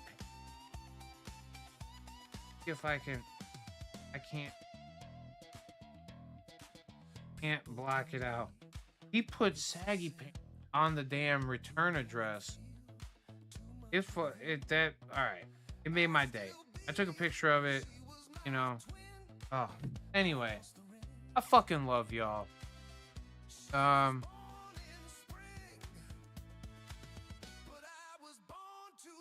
Hell yeah, Leanne. Thank you. I appreciate you so much. I appreciate all of you. Y'all are some, man, you don't understand. Y'all fill me with joy and you make me feel loved. Um, I hope you strike peace when you seek it. I hope you find love when you need it. And I hope you can cope when you feel it. Peacekeeper, my friends, I love y'all. I will probably, I, no, not probably. Well, it's a 50-50. Okay. Man, we're going to give it like a 30-70. 30 in the favor of I will show up. Don't know if I will. It will be Christmas 1 week from today. If I am sitting around on Christmas night or maybe during the afternoon, I'm not going to schedule a time because I don't want to hold myself accountable for it. Um, but I might pop in on Christmas Day. So, do the thing where you like do the notification bell or whatever it is if you want to partake in it. Next week, you can shut it off. I don't really care. Turn notifications off. I keep them off on my stuff mostly. I currently am carrying two phones around, one that I allow notifications on and one that I don't. This one is only hooked up to Wi-Fi. This one is hooked up to the old 5G. But anyway, uh so notifications, put it on because maybe you'll see me on Christmas. Don't. I hope you all have the greatest Christmas that you've ever had. And, I hope that every day from here until there is the greatest day you've ever had. And I hope every day from here until there gets better and better. And then once we're there, I hope that gets just better and better from there. All right. Every day is an improvement. I love you all. Thank you again for being here.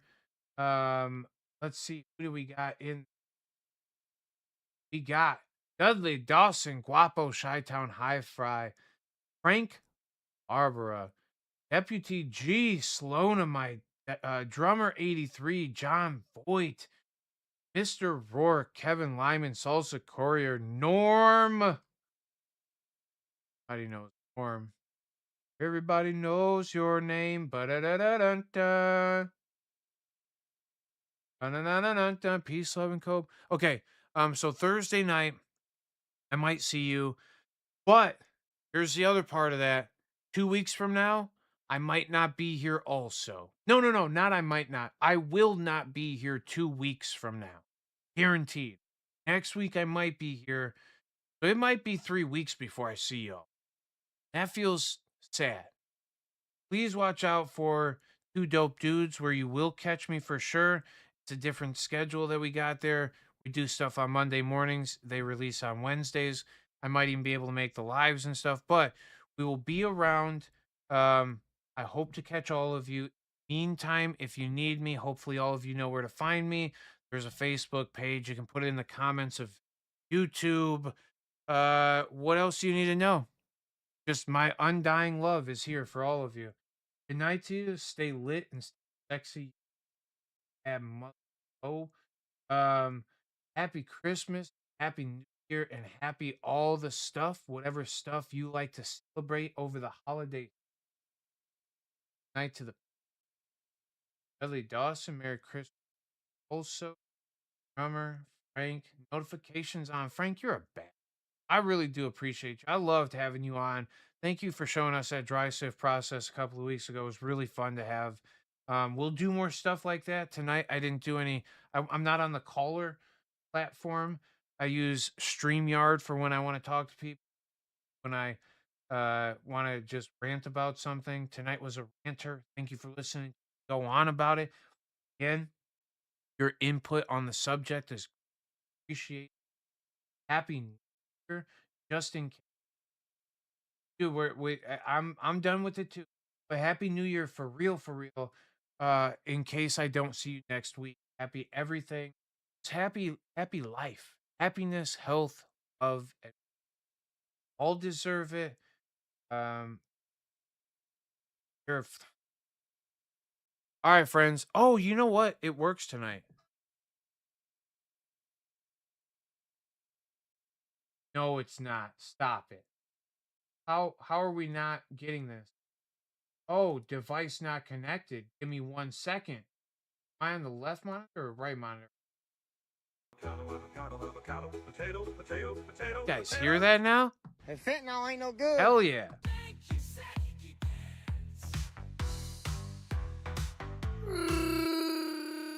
Hey, fentanyl ain't no good. Hey, fentanyl ain't no good. Hey, fentanyl ain't no good. Disgusting. That shit's disgusting. All right, fam. I love you all. Till next time. Hopefully next week, if not a couple of weeks from now. Miss you all. I love you all. You all deserve every present that you've ever wanted in your life this year. That pony that you always wanted, I hope you get. I love y'all. Avocado, avocado, avocado, potato, potato, potato. See y'all next time. Deuces.